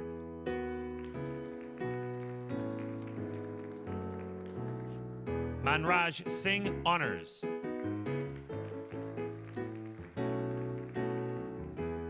Sukhpreet Singh.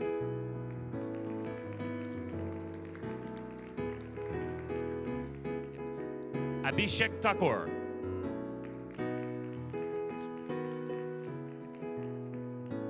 Srey Roth Un.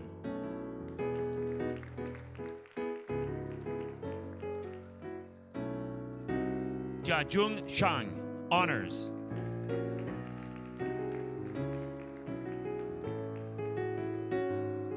Office Administration General, Husa Al-Musalam, honors.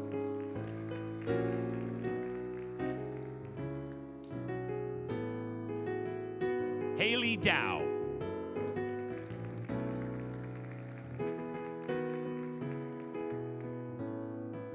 Gurleen Kaur.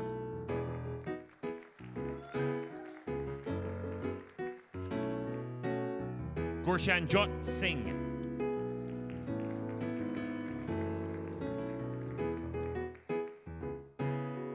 Akosua Kari Kari.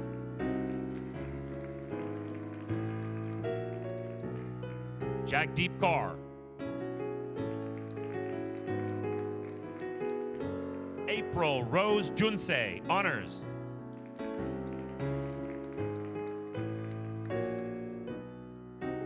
Bavisha Lad, honors.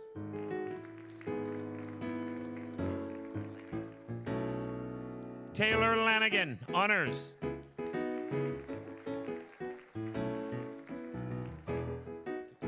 Ashley Skolman.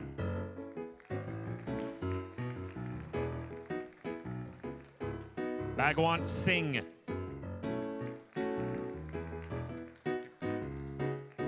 Omnia Tahir, honors.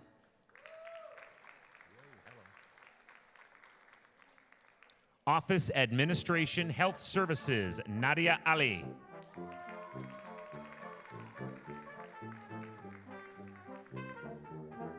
Natalie Arthofer.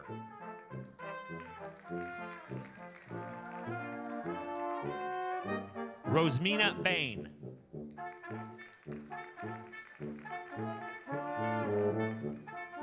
Remy Joshua Balinas, honors.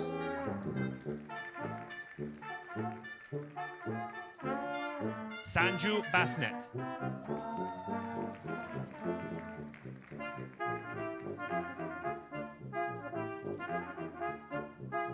Emma Boone.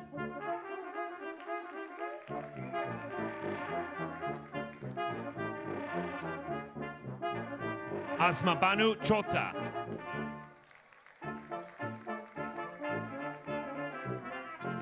Maria Casaletto.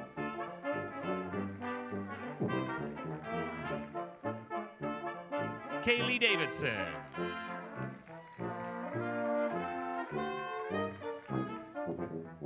Marjorie Dimson.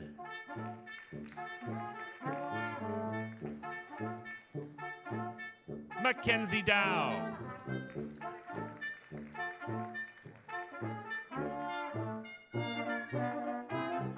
Keith Duario, honors.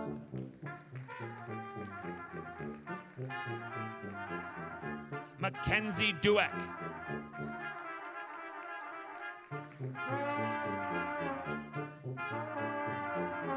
Ivy Imete.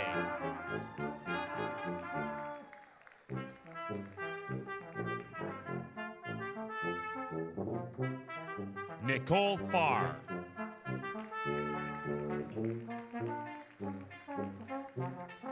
Jessica Fell.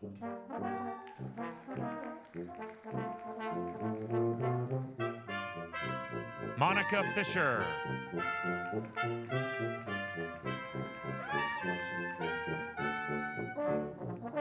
Rekas Richie Gakoskos, honors.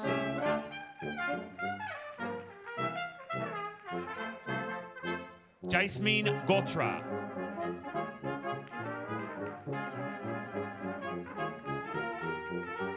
Rebecca Giles, honors.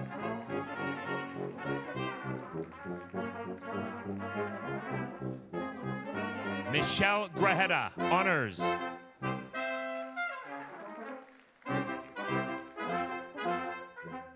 Rachel Hill.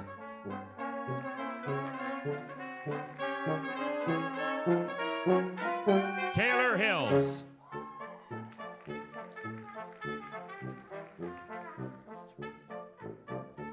Natalie Girard, honors.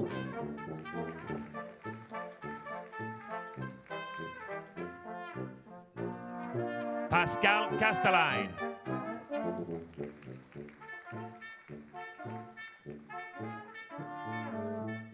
Jasmeet Kaur.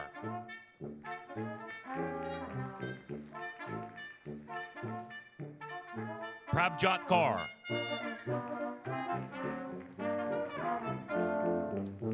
Yoonjin Kim, honors.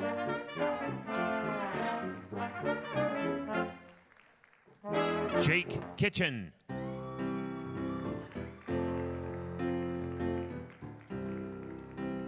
Gomalpreet.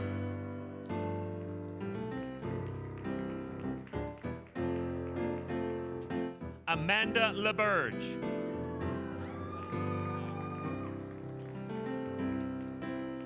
Juyong Lee.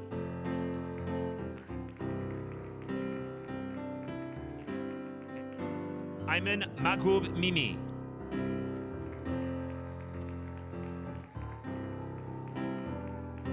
Krishna Makhwana.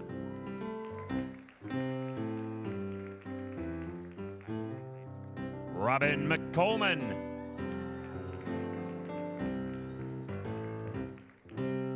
Betty Martin.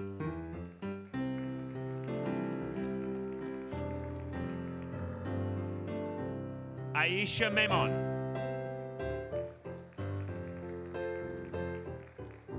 Lindsay Mercado, honors.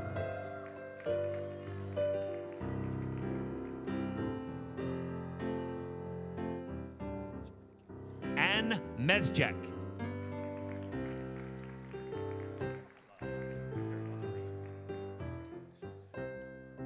Natalie Mizzoni, honors. Taylor Moore.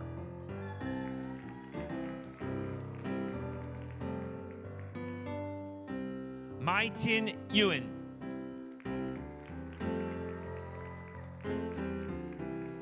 Muna Podell.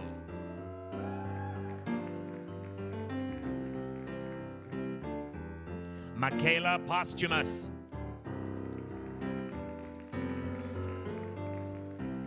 Fiona Prost, honors.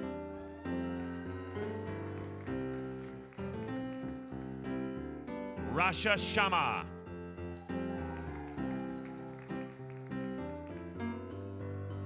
Sydney Sinker.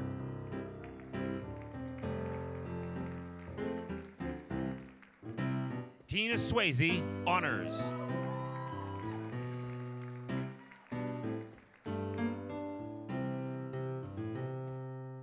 Fatima Thayer.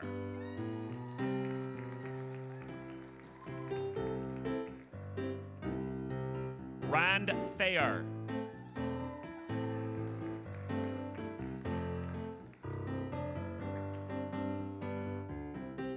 Emma Thomas.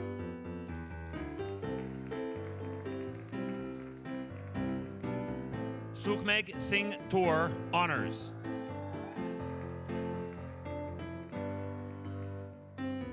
Naomi Vanderveen, honors.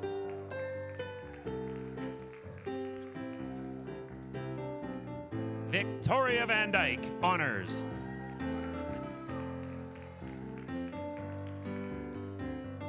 Vanshika.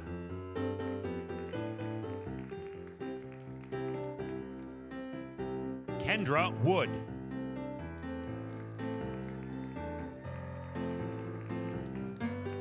Chloe Wright.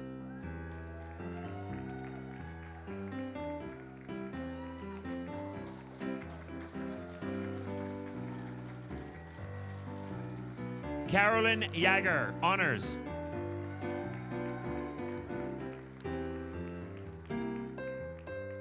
Office Administration Legal. Nichelle Cameron, honors.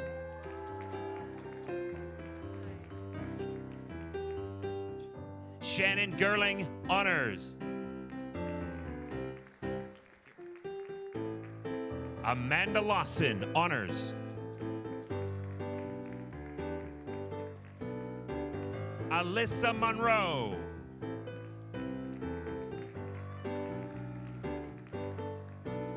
Jacob Nambe.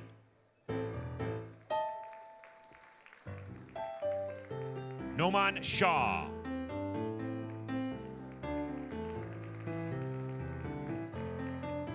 Andre Tovane Cardeal.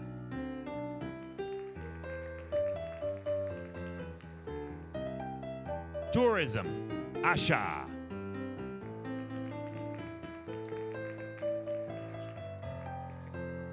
Emily Ashworth, honors.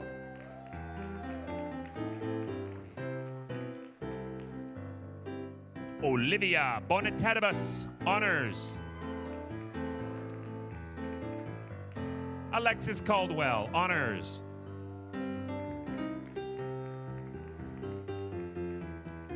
Kyla Nicole Diastan.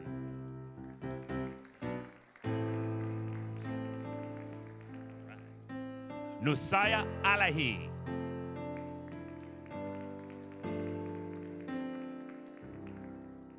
Jello Garcia.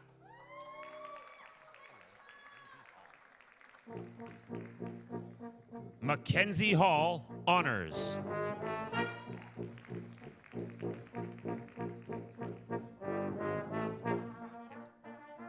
Tien Da Huang.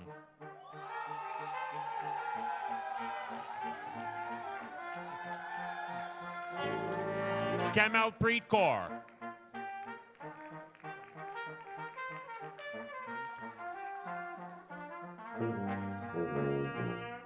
Nulu Taulu.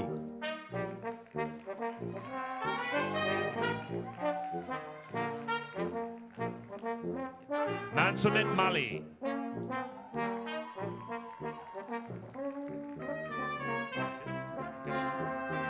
Juan Marciaga.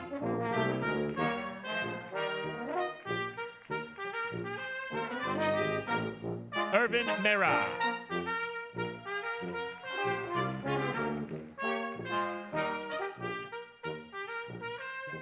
Judith Radhakrishan.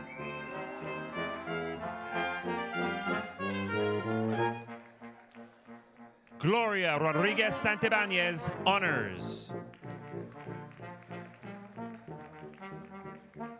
Gursimran Singh.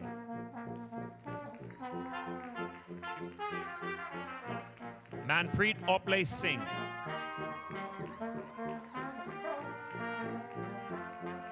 Manvinder Singh.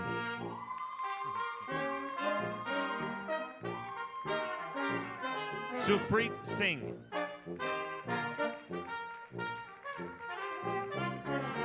Sukhpreet Singh.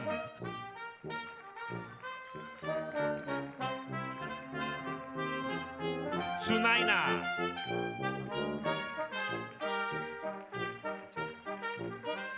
Nancy Thomas.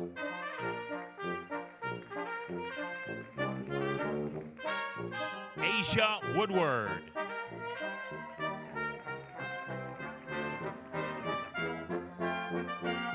Sonupreet Kaur, who's also graduating from General Arts and Science Certificate. Babaldeep Kaur, who is also graduating from General Arts and Science Certificate.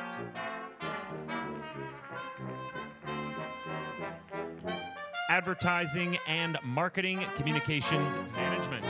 Oginri Agi.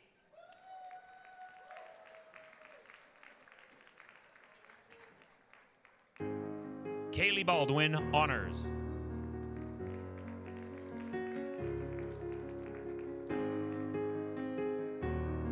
Amaris Branco, honors.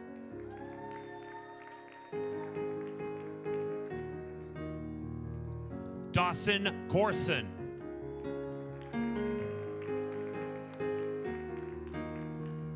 Joaquin Da Silva.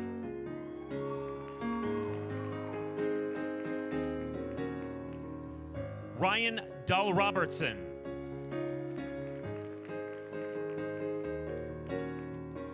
Shaham Fashe.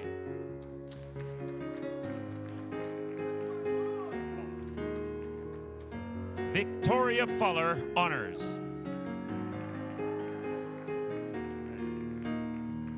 Ariel Gurrier, honors.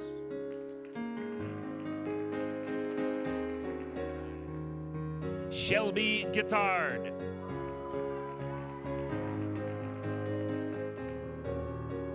Stephanie Hoey.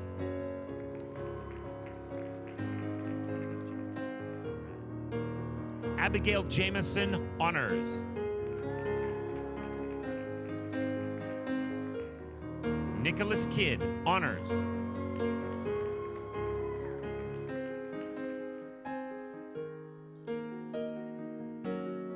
Jocelyn Karsgaard, honors.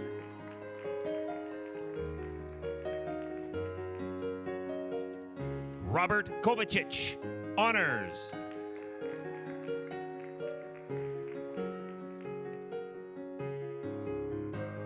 Kurt Marte.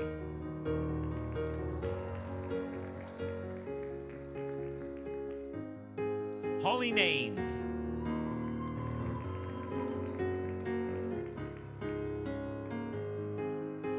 Esteban Nanini Ferrari.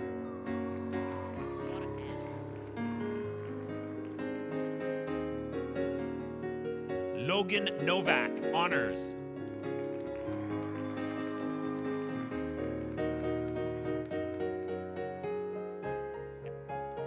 Audrey Poliolakov.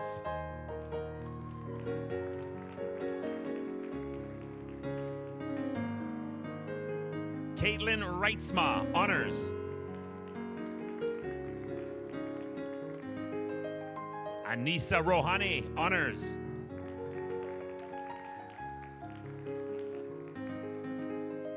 Ava Salvesberg.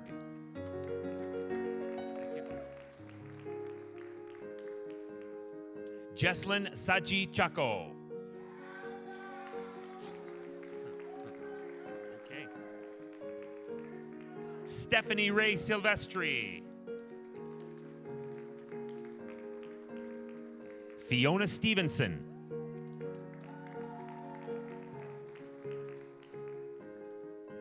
Brianna Tierney.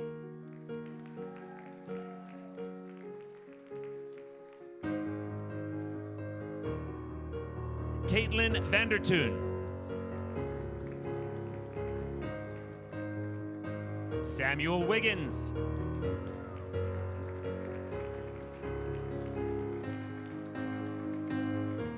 Business Financial Services, Nabil Chaudhry.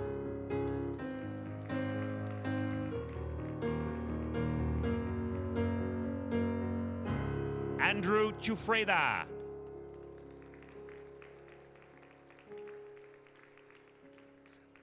Salamawit Habte, honors.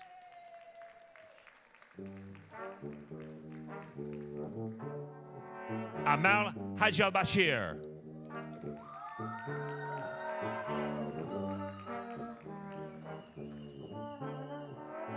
Jerry Ikome Ganje.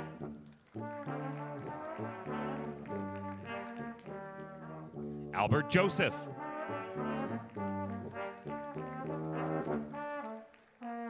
Nina Beatrice Lumanag.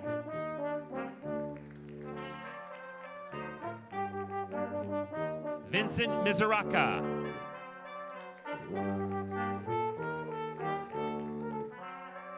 Katera Nemi.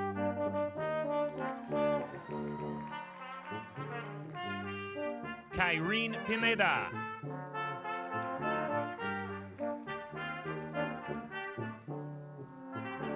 Dustin Spolstra.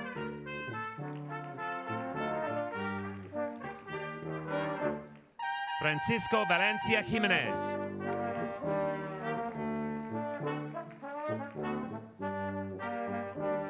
Ryan Van Andel.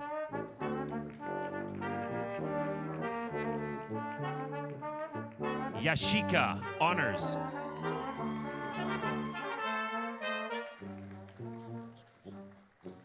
Business Fundamentals, Small Business.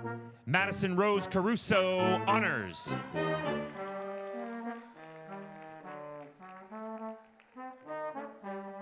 Erica Gagne.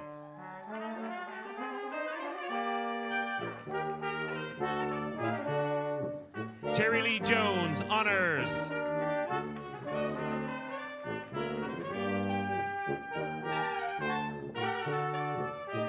Roxanne Lucenzi Ordinario, honors.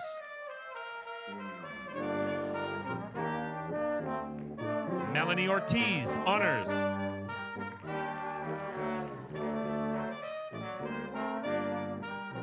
Caitlin Rushton.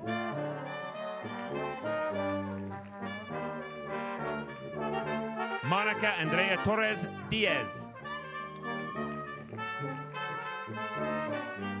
Mohammed Abul Hassani.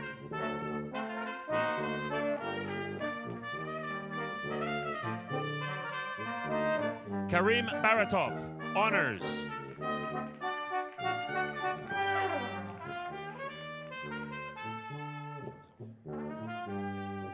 Dallin Kirasolo.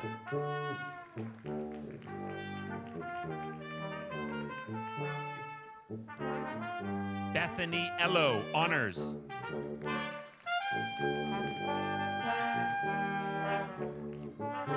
Courtney Iwasan, honors.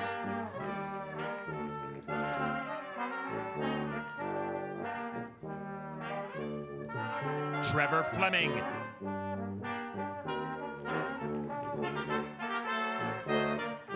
Landon Grayling.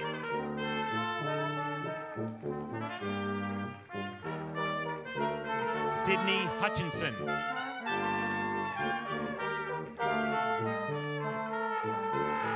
Michelle Kibogi.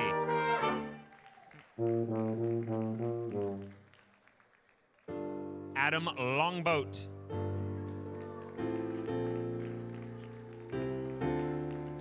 Denny Manoj Matthew, honors. Alyssa Moffat.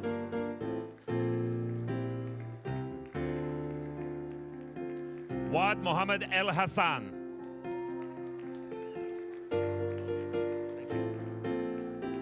Destiny Ozor.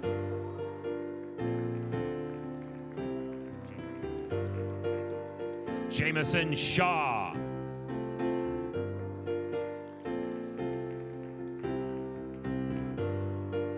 Sheena V. Tarsenio. Mick Thomas Webb, honors.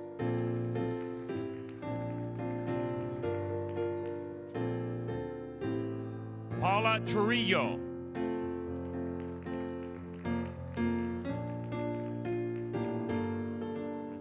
Paula Turkowitz.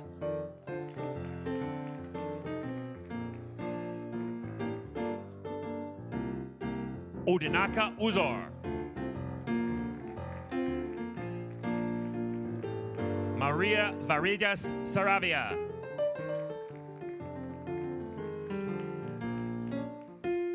Jeremy Waters.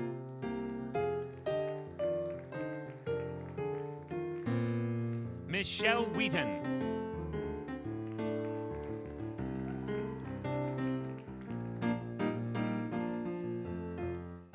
Community and Social Services Management.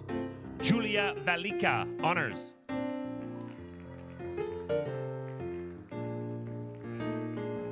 Ashley Verhees.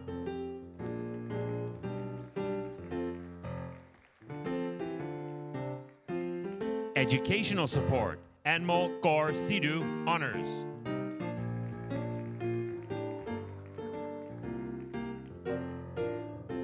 Sylvia Wolski.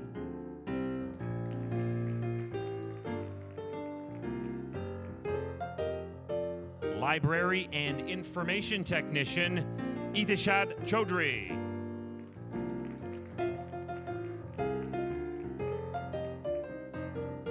Taylor Fruwald.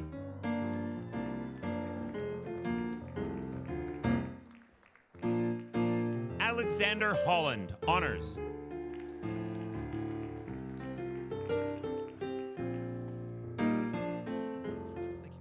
Tracy Lynn Jutra, honors.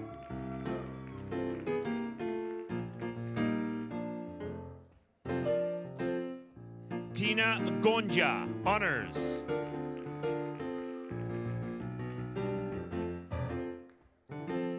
Carolee Mitchell, honors.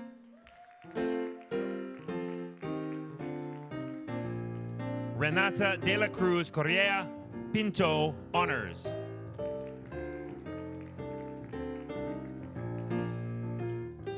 Olga Samayoa, honors.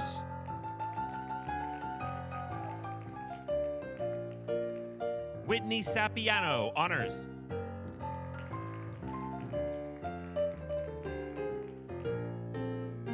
Danielle Simmons, honors.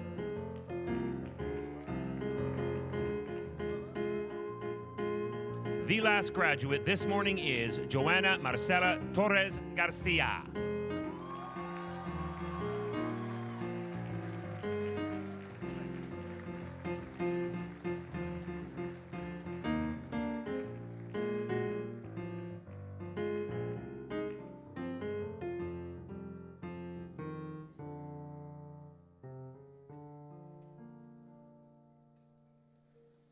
Good morning.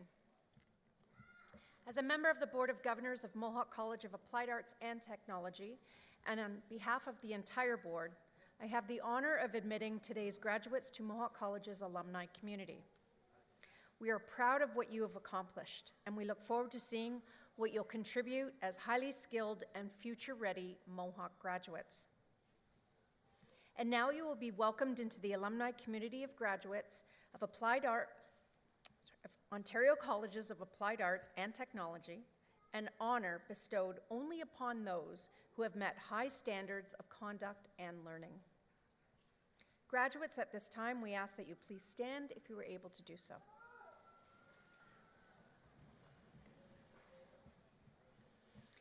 In the name of Mohawk College of Applied Arts and Technology, I hereby charge you to safeguard the dignity and ethics of our community, cultivate the spirit of inquiry and innovation, celebrate your role as a local and global citizen, maintain through study the fresh viewpoint expected in an age of rapid advancement, and contribute in all of these ways to society in order that the dignity of humankind through you may be constantly reaffirmed.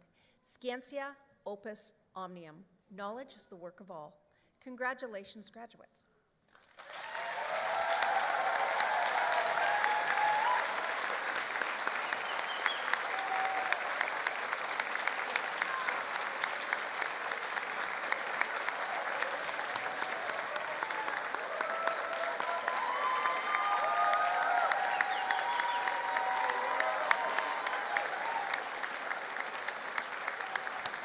Please be seated.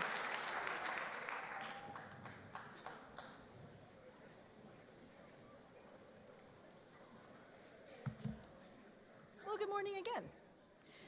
I have the honor of presenting a graduate medal at today's ceremony. The Mohawk College graduate medals are awarded to one student per faculty who achieve academic distinction while maintaining honor standing with no failures. The medals are presented annually at the spring convocation to a full-time graduating student with the highest grade point average of each faculty as determined by the registrar.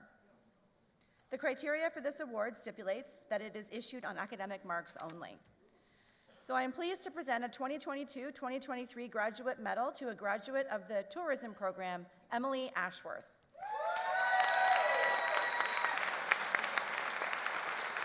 Emily, if you could please join me on stage. I know you're here. Oh, there she is.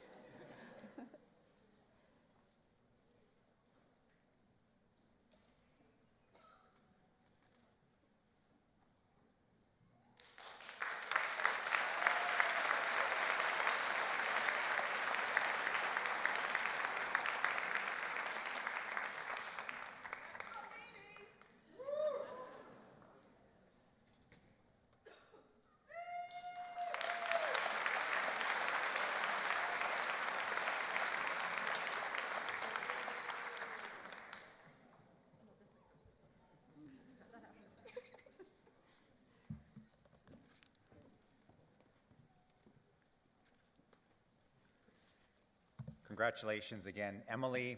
And once again, congratulations to the entire graduating class of 2023. How about one more round of applause?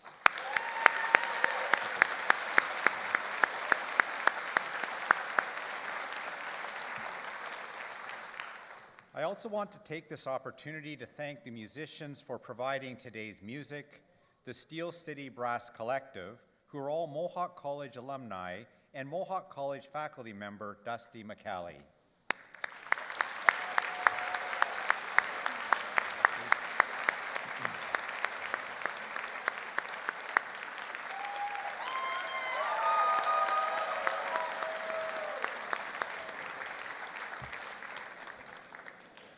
And thank you to the voice behind the curtain who introduced each graduate today, broadcast media alumni Chris May.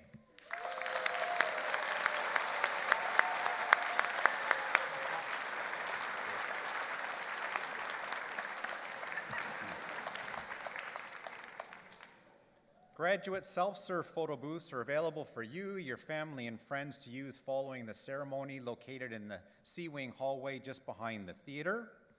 Audience, we would ask that you please remain at your seats until all the graduates have left the theater. And now, graduates, family, and friends, I declare that this convocation ceremony is closed.